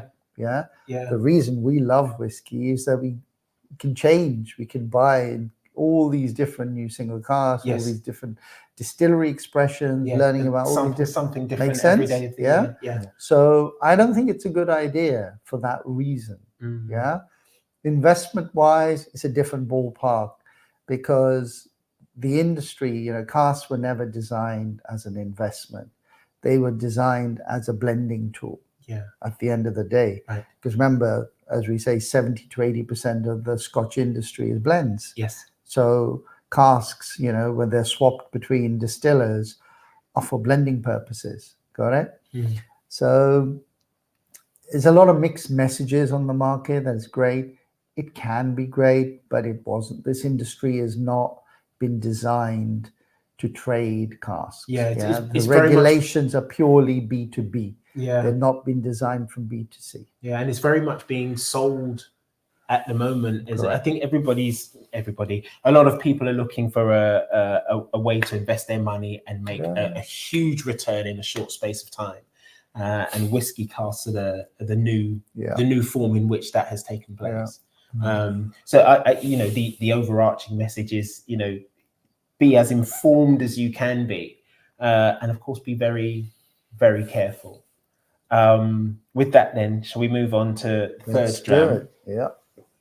Which is the Convalmore 75. This is a 39-year-old, released in 2015. Right, which one of you was responsible for this purchase? I'm to blame. So just to put things right, it's gonna blame me here now. Jason chose everything. I'm a guest. Sekinder's like, nothing to do with me. Okay, Jason, take us through it. All right. So the reason I chose this, because this whiskey actually has a special place for me, because after my first year of tasting whiskey, I tasted over 800 to 1,000 whiskeys. I went very quick into it. But this whiskey, when my palate was getting a bit, bored of the same things, understanding the different cask types, I ventured, and I read an article, actually, this is before I even met Sekinder, on the Whisky Exchange website on lost distilleries. And I was thinking, this is a ballpark which I've never even ventured into yet. And I saw this on the bar at Melroy's. And I was trying to think, I don't know, should I go up to £80 for a dram? But the Convalmore in 1975 is one I said, you know what, it's 39, 40 years old. Let me try it. If it's a waste, then you know what, I think I'll just take a break. I tasted it and I sat there, and literally the characteristics of this whiskey just made me think this is something completely new in terms of texture, in terms of flavor profile, in terms of what it offers. And that's what we will explore in a second. But again, to many people that don't know, Convalmore is a lost distillery. So it means that they are no longer producing. They were closed down. I believe it was dismantled, and they were closed down in 1985. So there was a massive collapse in the whiskey industry between 83 and 85, where a lot of distilleries all around Scotland closed down. Sadly, Convalmore was one, because one of the main things it was done for was not really making single malt to be produced as single malt bottlings, but was to be contributed to blends. So not many people got to see Convalmore except for a handful of official bottlings, and then the rest are independent bottlings in the market. When something like that happens with a distillery, and let's use Convalmore as the example, everything is dismantled, but those stills are huge. So what happens? Are those dismantled as well? Are they sold on? Are they melted for smelt or whatever, and used in the process to build another still? It all depends, Otis, on the condition of the stills. So if they're coming to the end of their life, they will be dismantled and the copper recycled. Makes sense?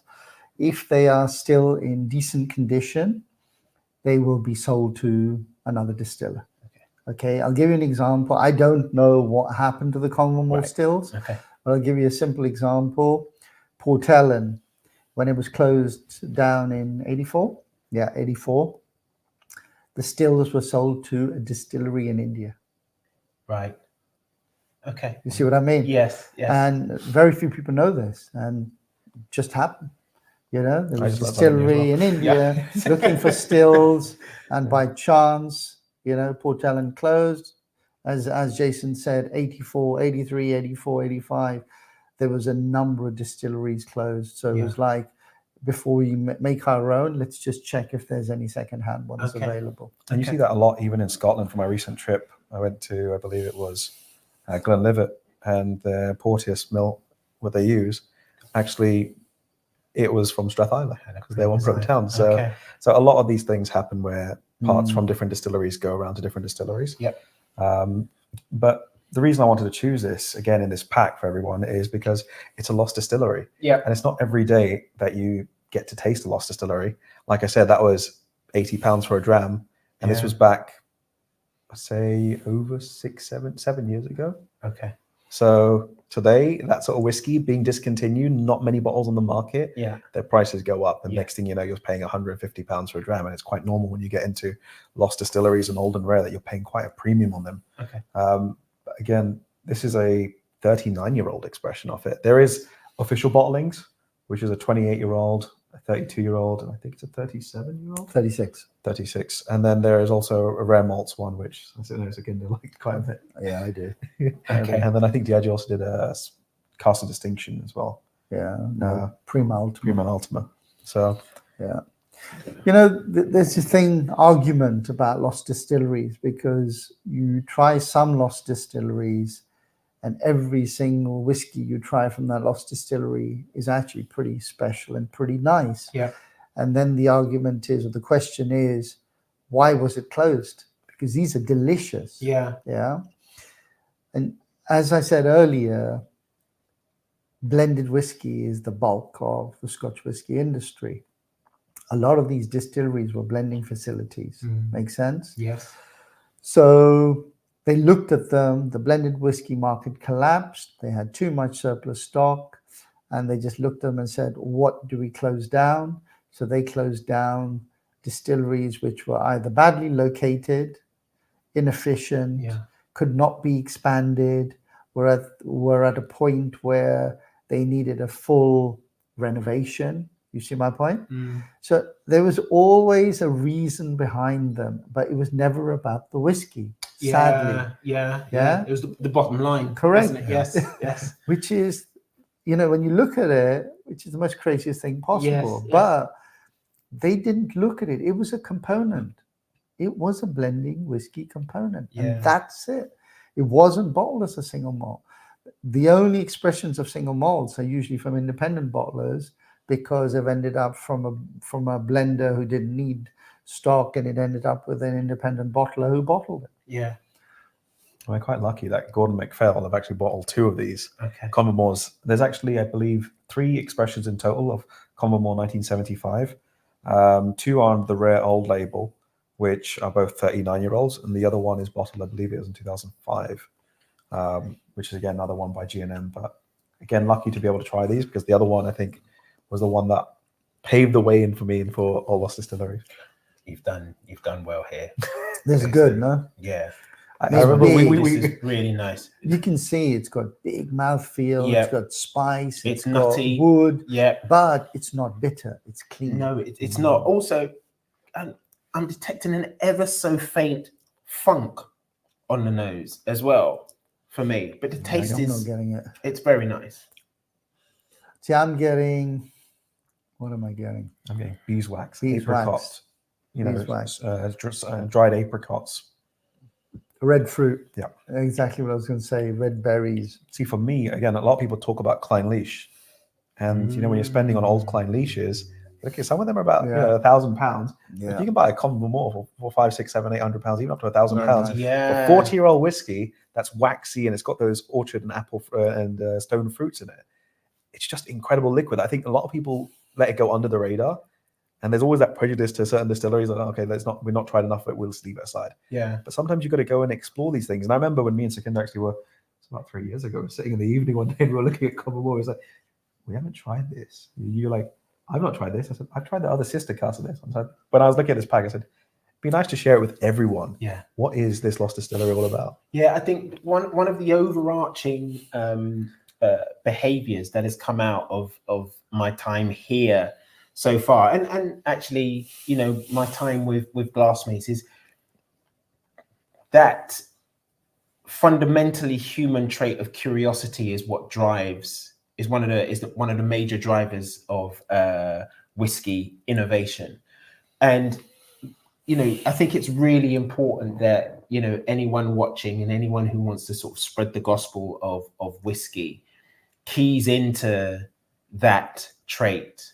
It's great to have your favorites. You know, I've already said this today, but curiosity will lead you on to finding the dram that, you know, will change your life. And, you know, 5 years ago, it may have been one thing, but you have to keep your palate open. Your palate changes over time. And your experiences inform that as well. Keep trying new things, keep experimenting, because that's how, you know, you discover that a Convalmore, albeit, you know, it might cost you a few £100 in your pocket, the equivalent or the closest equivalent in the client list is going to cost you, you know, 2-3 times more. And you're only going to stumble across something like this if you are open to it. So there's a question there saying, does anyone know which blend it went into? So I can't remember if there was any specific blend, but being a Diageo, one of the Diageo malts, it would have gone into a lot of the Diageo blends. Yeah. So with the big blending houses, they look at distilleries in terms of flavor camps rather than distillery.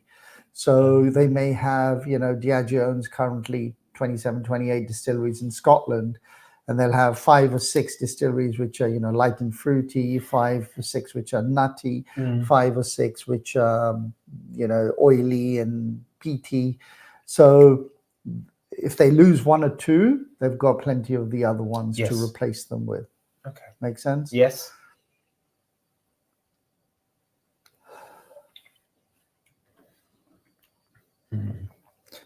There is one. Do you remember the one? Buchanan's. No, it was one of the ones that was mentioned. No, was it? Do you remember? I've got some POS, and it had on.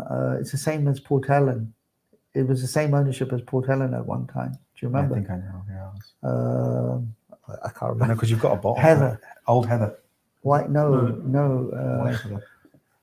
It's coming to me. It's coming to me. White Heather. It is White Heather. White Heather. White Heather. Convalmore went into White Heather. Yeah. Oh, okay. There you go, Keegan. But it hasn't been bottled for several years. For a long time. So you might have to hunt for a bottle. Right. Our fourth one is the Four Roses.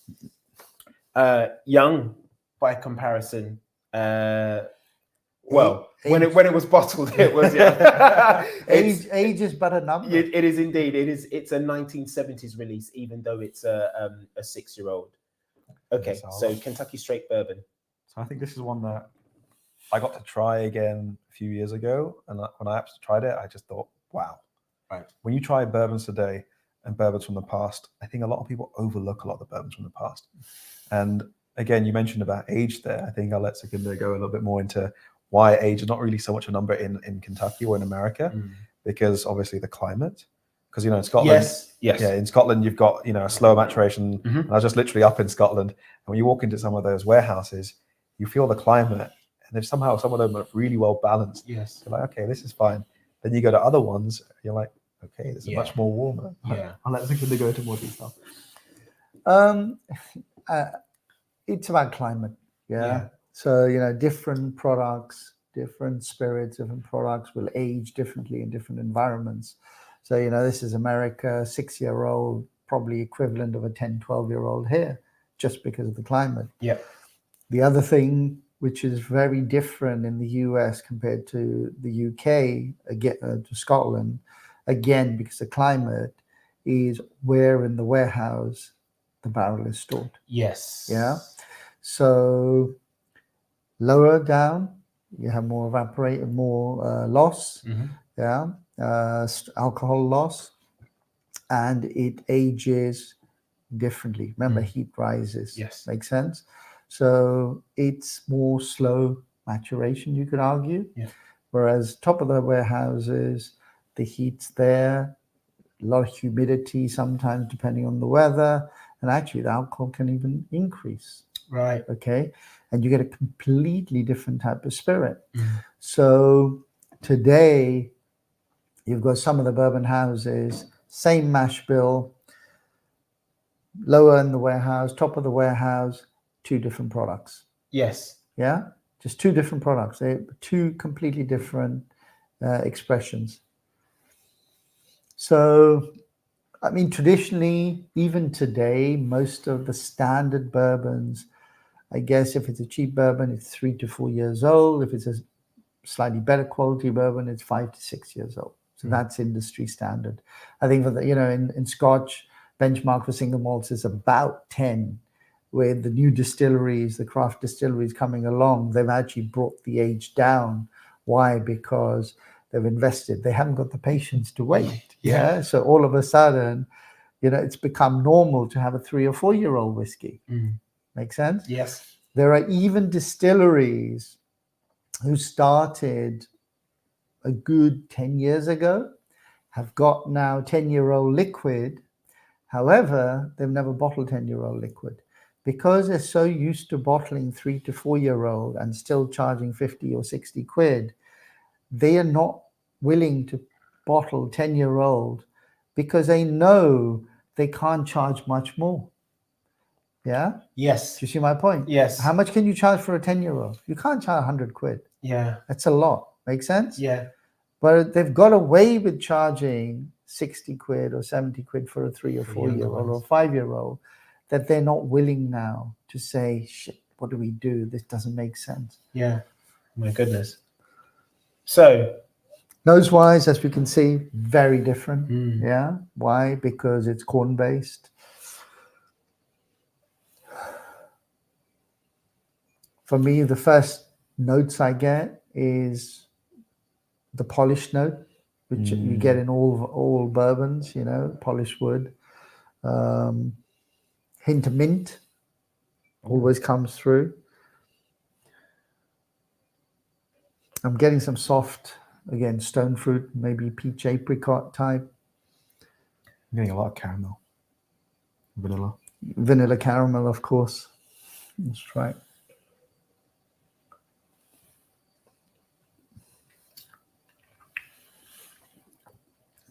Again, like all bourbons, or a lot of bourbons, you get the Parma Violet.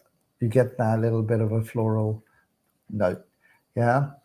For some reason, I don't mind it in bourbon that much. Yeah. For me, it's just part of the trait of bourbons.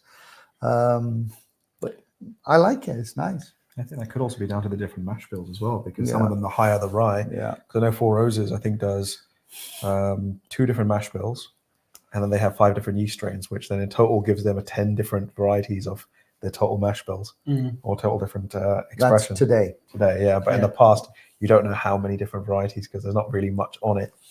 But again, that rye factor can really play into that. Yeah, which you're getting a lot of, but it feels softer than a lot of the. This is more corn. Yeah, definitely. Than what I would get nowadays. Yeah. Remember, today it's become quite trendy to have rye forward whiskies. Yeah, and hence the reason even 100% or not 100% rye whiskies.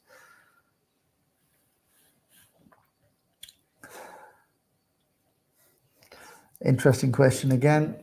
Do we think that hot summers in the UK may affect the whiskey made here? I think definitely.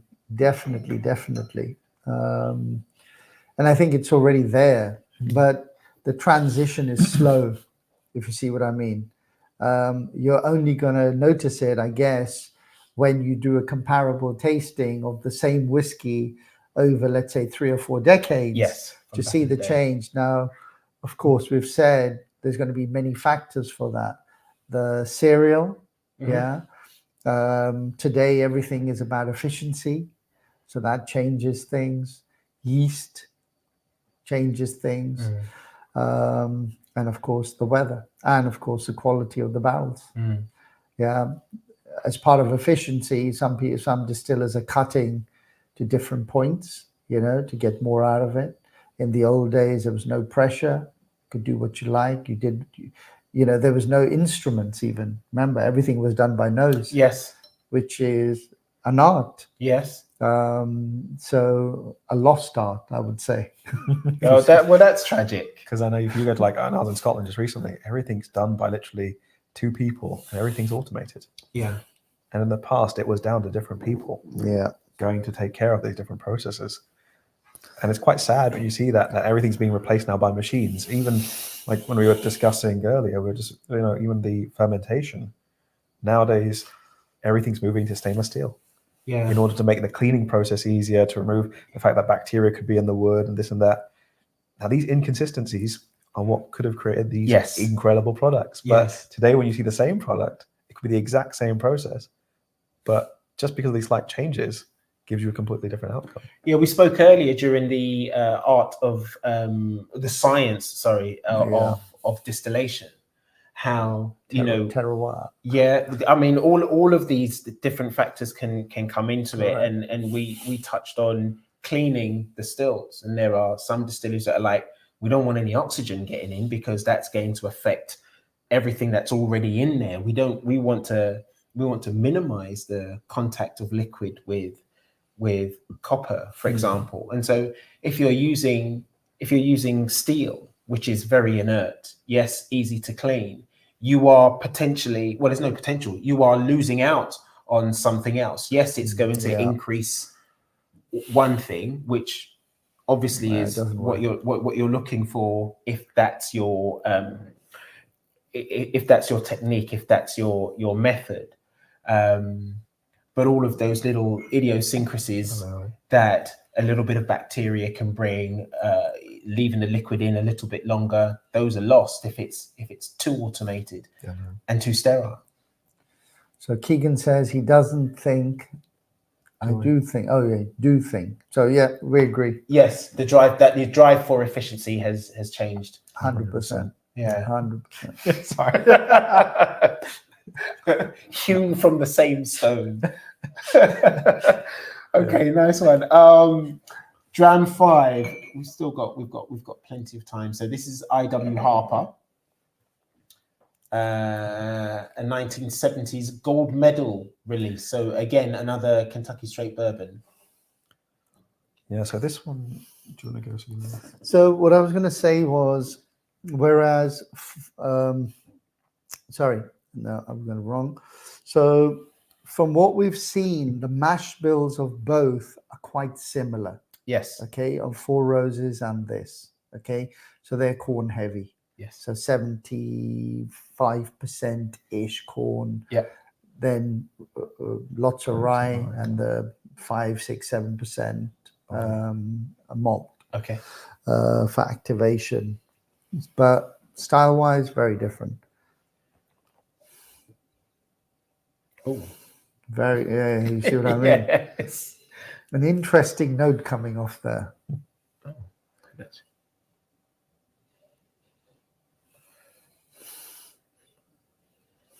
I can't get through it. I'm struggling as well. Let's try it. I can't get anything on the nose, but getting like a toasted marshmallow character. So I think on the nose, there's this off note. I can't get through. I don't know how to describe it, I'll be honest. But on the palate, I think it's quite a rich bourbon. Dark fruits, again, coconut. Again, you have that Parma violet note. Is there the violet note? They are very different. Yeah. This would be my preference, actually. Yeah. A slightly dry finish as well. It's getting that a little bit of spice, oak, and not too much of that punchy spice on the end. It's gentle, but it is probably gentle. more fudgy. Yeah. Spice punch, yeah. I prefer the other one. I still prefer the Convalmore. Yeah. Where's the bottle? If anyone's tasting at home as well, please feel free to share. Let us know what you think. So far. And of course, any questions, if you have any questions for Jason or Sukhinder, or any questions for our sessions throughout the night. We are past the halfway mark, which is a very important benchmark for me, because I'll probably sleep through the next one. Please send them in. Snacks as well. Snacks, yeah, snacks. Feel free to drop snacks off as well at the gates if you're passing through. They always help. That's a nice one. Yeah, very interesting. And this one, you can also get it in a 4-year-old expression from the 1970s, more from the 80s bottlings. And it got the gold medal award in, I think it was 1885.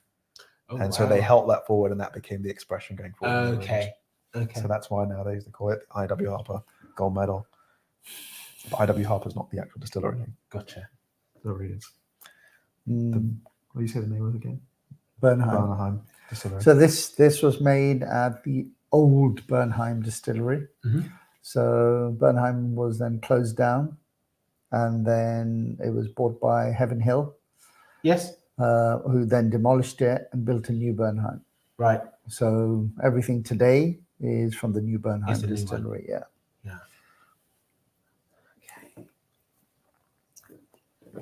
Right. On to our final one. I've got to say, as a fan of Talisker, I'm quite excited about this one. This is a 1980s release, 12-year-old. Yeah. So I'm excited because actually I haven't tried this before. Yeah. I've tried the 8-year-old several times, many times. I think I might have tried it once, but I actually don't remember it. Okay. So this is good. So for me, old Talisker is different, quite different. I find the new Talisker a lot more forward. New Talisker actually has slightly less peat, but it feels like it's got more peat. Yeah. Yes. Which I find interesting. What I find with old Talisker is the peat is a lot more integrated. It's a lot more mellow.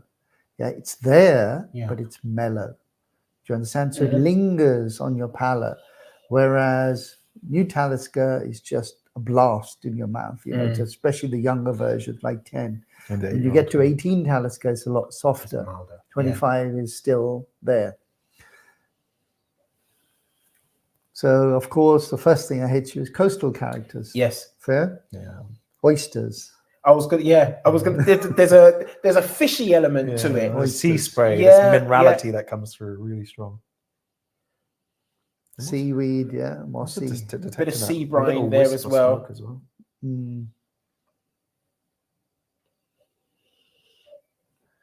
Peat's there, seaweed. If as you say, you know, if you're comparing it to a current Talisker, the peat is very subtle. I told you. And this, like Segundo was mentioning, the ppms or the peat particles per minute. Yes. These ones here were about 25 to 30. Yeah. Whereas today's ones are down to about, I think it's 18, 22 in my head. So it's much less, but yet it plays. And Mike's going to mention that integration is a big factor. It could even be down to. I think it's more to do with the distillation. Yeah. It's how they cut it. Yes. It's how, for me, it's probably slow distillation compared to today. Efficiency. Let's run it as hard as we can. Yeah. Because it's on fire. We need it. Remember, Talisker is a key component of Johnny Walker as well, which is a huge, nearly 10 million case brand, if not more. So and this I could just nose this. And this bottle, famously, as we've got it in the back here, has got the Johnny Walker emblem on the top. Look at that. Yes, it does. Yeah. So there's two different types. One's the distiller's agency logo. Yes. And this one is the Johnny Walker. So this one is for the export market. So this was for duty free. Yes. And then there was also for the export market. And I think, again, being a Johnny Walker emblem on it, it would probably ring a lot more bells with people when they saw it on the shelf. They didn't know what was Talisker. Brand recognition, yeah. So there was two expressions on the market at the same time. You had the 8-year-old, which was for the UK, and you had the 12-year-old, which was for export. Now, What I find very surprising, personally, is that usually with malts of that era, the UK expressions were usually lower alcohol, Right. okay? Whereas the overseas ones were higher alcohol, mainly because the duty in the UK was much higher, okay? However, the 8-year-old, which was for the UK, is 45.8%, which is the traditional Talisker strength, which has continued until today. Yeah. Make sense? Yes. Whereas that export is 43. 43. For me, I'm quite shocked. It's the only oddball out of all the single malt distilleries that I know. Okay. And what would be the reason for just this one alone being No taken? idea. No Okay. idea. Maybe it was market specific. Yes. That they asked for, we need it at 43. Yeah. I don't know. Maybe it was a Okay. price thing. Who knows? Yeah. And then they continued it as an export and then into duty free. And there's a lot of different variations in those Talisker 12s as well. Yeah. Because, looking after Sukinder's collection for a couple of years, you get to see these clear glass, green glass, all these different variations. So this is really, for me, autumnal. You know what I mean? Herby, leaves and branches and twigs and leather. There's a little citrus note, maybe even a little ginger note. Oh, yeah, it's got that Talisker, of course, spice. The black pepper, which is the Talisker hallmark, which is there. This is delicious. Absolutely. It is delicious. I have to say, if I was blind tasting, it wouldn't immediately say to me, oh yeah, that's a Talisker. No, 100%. I tell you, they're so different. Yeah. So different. You get the Talisker traits, Yeah, there's that Talisker hallmark. Because remember, Sky has its own unique peat. Yes. Of course, it's peated low, whatever, 20. Okay, at that point, 25 to 30. It's a very different peat to Isla peat, for example.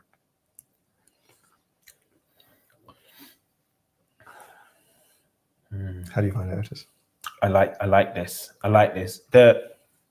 I didn't think I'd be able to taste past the fishy aspect, because I get quite a lot of that fish. You said oysters. It's not on the palate at all.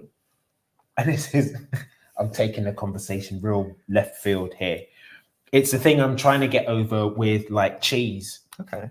So cheese, like I'm told the good cheese stinks, but the taste of it isn't necessarily what you're smelling. Correct. And with a lot of whiskies, obviously the nose informs what is going on in terms of aromas, but it's not always the same when you get to taste it. See, the peat's there. Yes, it's coated your mouth. It's there, but the whiskey is delicate. It's elegant. The other thing I get, and always I find this in old Talisker, is pear. Yeah, and I get like pear eau de vie. Yeah. Got it? Yes. But of course, pear eau de vie is usually quite strong, but this is like a very diluted pear eau de vie. It's quite a subtle one, isn't it? Yeah, this is delicious. So hold on, we've got a question here before I ask mine. Great session. This is coming in from JP. What would be a good old and rare whiskey for a beginner like me to try and explore? It's a difficult one to answer, isn't it? Yeah, it is a difficult one. I think, look, we suggested a few earlier. An old, a standard malt that I really like is Glenmorangie 10. Yeah, especially the export strength, which is 43. I think it's absolutely delicious. I actually think Glenmorangie 10 today is delicious as well. But the old one is really nice. It's just, it has a lot of flavor. It's got a bit more body to it as well. When you compare the two, you'll see how one is got so much weight to it and the other one is so much more lighter. Yeah. And even when you taste old blends, for example, you see this complexity, this difference, where some blends today, people see them as mixing it, but old blends have so much more malt content in my personal belief, and they just got so much more character that it's just, for me, enjoyable to go through. So again, old blends, old malts, as Sekinder mentioned some earlier, Glenmorangie, Glenlivet. Yes. You've got some fantastic ones. I was talking to Sekinder earlier. I said I love Glenord.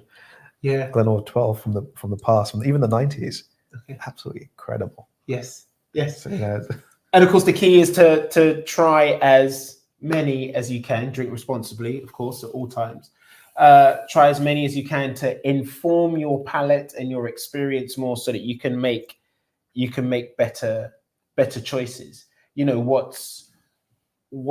what tastes amazing for Sekinder, or indeed Jason, myself, might not chime with you. So, you know, use your own experience and your own palate to inform what you feel is good and what has a decent future in front of it. One point Colin Dunn just pointed out. Are we finished? I think we're still good. We're still good. One point that Colin Dunn just pointed out is that a lot of the old distillery managers said young is great. And I think again, I've seen this over time as well. If you speak to many people of the past and ask them the question, what was the best age for whiskey? They all said 10 to 20. Okay. Yeah. Mm-hmm. So, you know, not necessarily, you know, 20, 25, 30 means better. It definitely does. Again, it's a different style. Mm-hmm. Some people like that fresher, youthful 10, 12-year-olds, and some people like that woody, you know, the woody, complex, closed notes, heavy notes of an aged whiskey. Yeah. So it's a very personal thing. It is a very personal thing. That is almost all we've got time for. Just to say, we've got a chat with Scotch Test Tummies coming up next, and I believe that Dawn will be helming that. But before I let you guys go, I just want to ask. You said that Old and Rare will be different in 20 years' time, and of course we've got people who are watching who want to know what to invest in, and even though it's very much a personal choice informed by your own experiences and your palate. But where do you think Old and Rare is moving towards, let's say in the next 10, 15 years? It's simple. Yeah. If you buy good whiskey, yes, yeah, which then is discontinued, or you buy a limited edition, which is delicious, that is your future Old and Rare. Yeah. And it'll become an investment by itself. Yes. Don't look at, I never, in my collecting for the last 30, 35 years, ever looked at whiskey as an investment. Yeah. It's become an investment because I chose wisely. Okay. Does that make sense? Yes. And for me, it was always liquid, liquid, liquid. Yeah. And that's it. Nothing else matters. Okay. So if your focus is, I want to make money out of this, then shift your focus. Yeah, I think so. I think it can be profitable. Yes. You know, it can only be profitable if you buy 2 or 3 bottles, and, you know, if you're passionate about whiskey, you buy one for drinking, you know, one maybe to drink later in life, and that's it. I'll give you a simple example. One of my favorite whiskeys of all, I'm going to say was Lagavulin 16. Yes. And I don't like it anymore. Okay. Okay. So I would, when I tried it 5 years ago, it was on peak performance. It really was. And I regret not buying 20 or 30 bottles, or, you know, 10, 20 cases, and just kept them aside, because that's what I want to drink.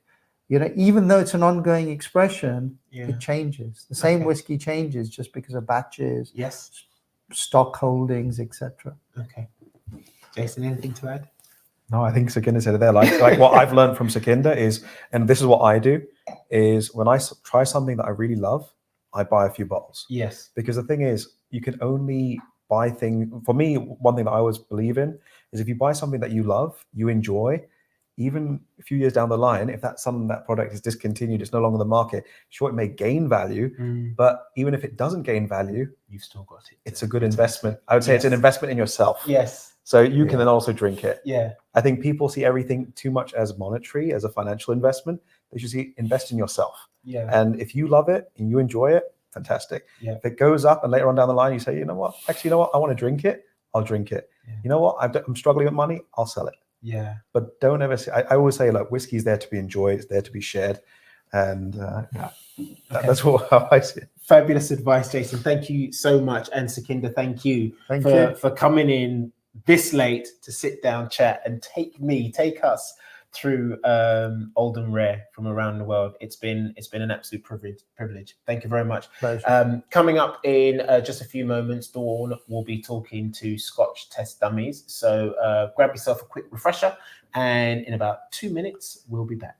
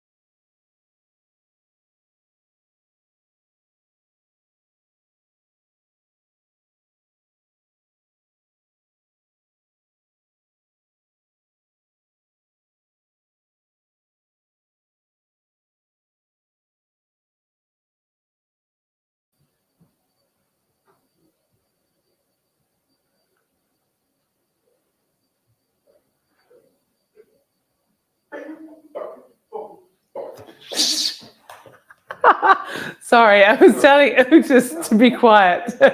Welcome back, everyone. And we are over the halfway mark, which is for us in the studio quite exciting. For you out there, probably also quite exciting. I think the last session was absolutely fantastic, really, really interesting. Those of you who got to try the drams, they were superb. So absolutely looking forward to the next Old and Rare. But I am joined by the wonderful Scotch test dummies. Now, what is that? Scott, welcome. Thanks, Dawn. Nice to meet you. Test dummies. I love this. Yeah. So just half of the dummies here, myself and is that the dumb or the dumber? we started dumb, and I like to think we're not as dumb now. But you guys, I mean, how long have you guys been going for? About 10.5 years now on YouTube. Quite a while, because I was just doing a little bit of research on you guys, and I watched a couple of your things, and I love it. You know, I think we had Jack Hood-Sommelier on earlier, and the energy is what I love. It's fast and furious. Yeah, it can be. And Bart, my patriot that does it with me, he wasn't able to make it today, so you only got half of the dummies here.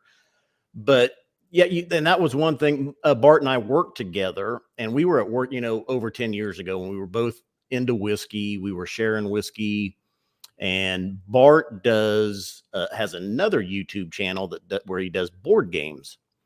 And he had brought up a few times, he was like, I think, why don't we were watching Ralphie at the time on YouTube, over 2013. And, Bart was like, there was only a handful of channels at the time, doing whiskey. And Bart said, why don't we do this on YouTube? I know how to do it because of the board games. And I was kind of reluctant at first. And eventually I was like, okay, let's give it a go. And so it was October of 2013.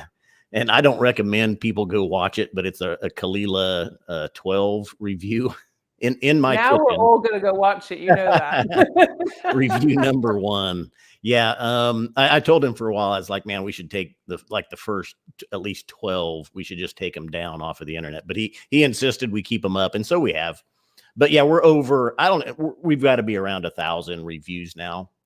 Wow. We do 2 reviews a week. Usually on Saturdays, we'll release Scotch, we're the Scotch test dummies. At first, when we started looking at whiskey, we were into Scotch, and that's what we wanted to do.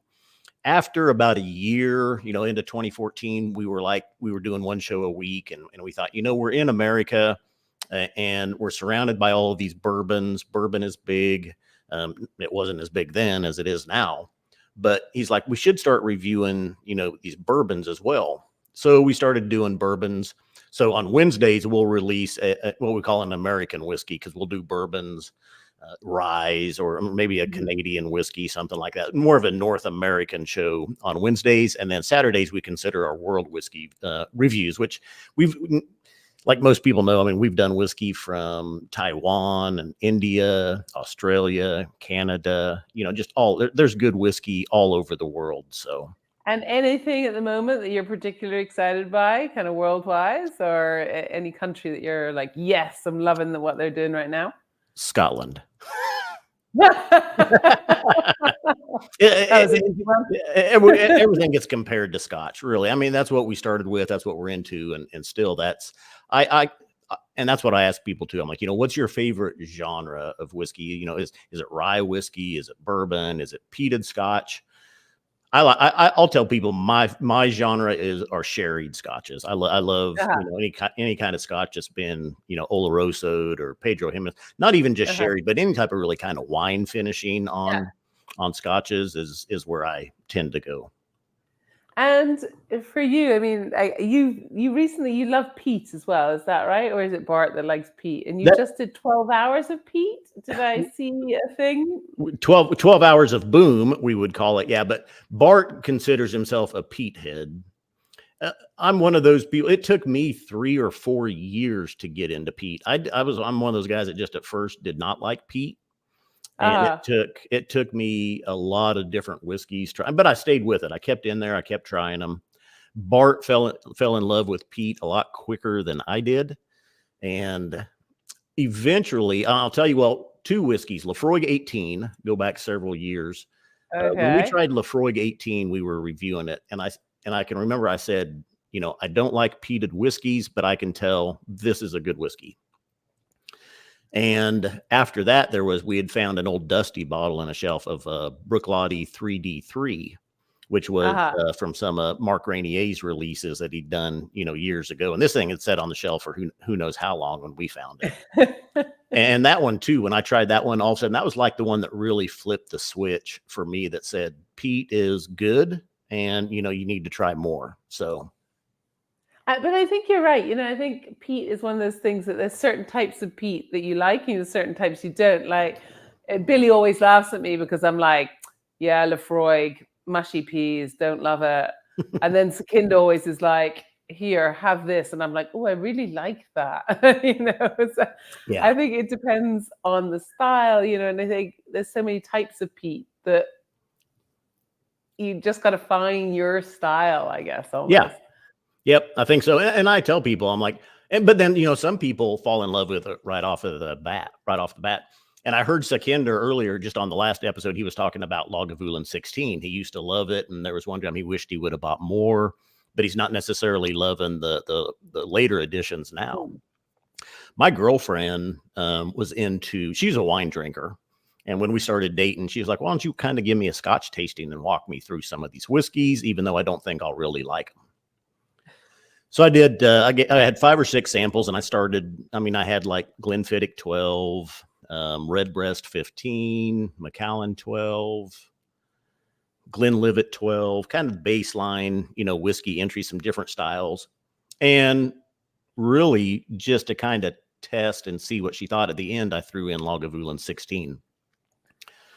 She was, there was a few of them she was okay with. She did like kind of the wine cask finish, the sherried ones, you know, the Macallan, the Redbreast 15.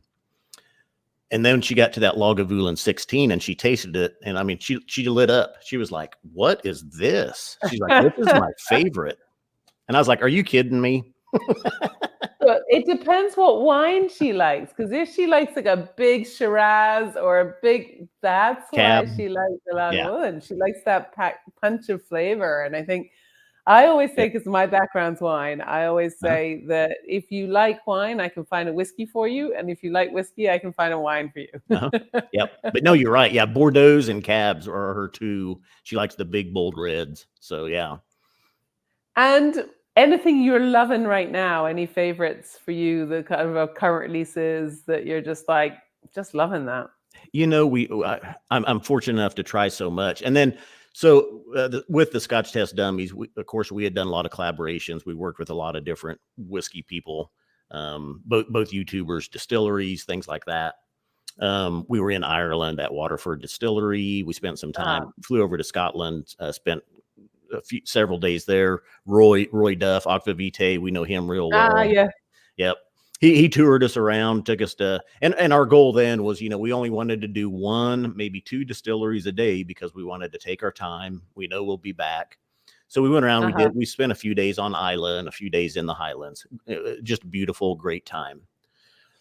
But anyway, we had worked with the Scotch Malt Whisky Society quite a bit as well. So 2021, I'd reached out. I was retiring from my other job, and I'd reached out to the U.S. branch and just said, hey, if I retire later this year, would you guys have a job for me?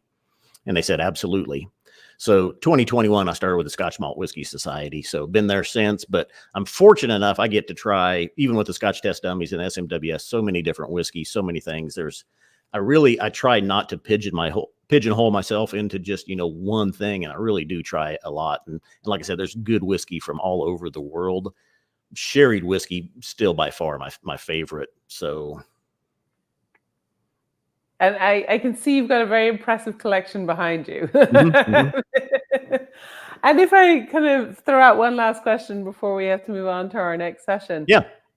What are you most excited about for the future of whiskey? What are you looking forward to? You know, I can tell you, and I saw that question and I was thinking about that one. Really, the only thing over the last year or two, the only thing that's really gotten me down with whiskey that I want to see change is the advertising. And I want to see whiskey get away from bells and whistles and just get back to doing what they know and just make good whiskey. One that just comes to the top of the mind is Ardbeg. And, you know, we love Ardbeg. They've had some bells and whistle things come out over the last few years. I think most people would agree with that. True. And it's kind of like just everybody loves Ardbeg. Just do what you do. Just make good peated whiskey, and you don't need to do all of this oddball stuff. You know, do what you do. That's what I want to see. I want to see people kind of get back to that. Just make good whiskey. I love age statements. Of course, I love higher ABVs. Keep up with that. So, and at least in the States, I can tell you we're kind of starting to see some prices come down just within the last year. Everything was kind of moving upward. And I think because of worldwide economies, we're starting to see, some of those prices come down, which is a good thing. Some things were getting out of hand. So hopefully in the future, we kind of start to see more just kind of legacy offerings and good whiskey produced at a good price with a good age statement, you know, and a whiskey that people want. I think that's a really good statement, and I think it's a really different way of looking at from what we've looked at for the last couple of sessions we've done. And I love that. I think let's make whiskey affordable for everyone and let everyone be able to drink a really great dram and enjoy it. And that's going to bring more people on. And I think you're right. You're lucky. In the UK, the price is still going that way. I'm moving to America. But Scott, no, thank you so much for taking the time out of your Saturday to join us. It's been an absolute pleasure, and hopefully we'll get you back over this side of the pond for some other Scotch adventures. Yep. And I got to meet Jason when we were over there, and that was 2019. So had a blast. Fantastic. Yep. Fantastic. Had a blast then, and congrats to you guys for doing this 24 hours. Like we've done the 12 hours of Boom, which was a 12-hour live stream, and that's hard. So 24 hours, hats off. Thank you. Well, we'll be watching you for your 36. Scott, thank you so much. Yes, thank you. It's great to meet you, Dawn. And you. Thank you. Bye.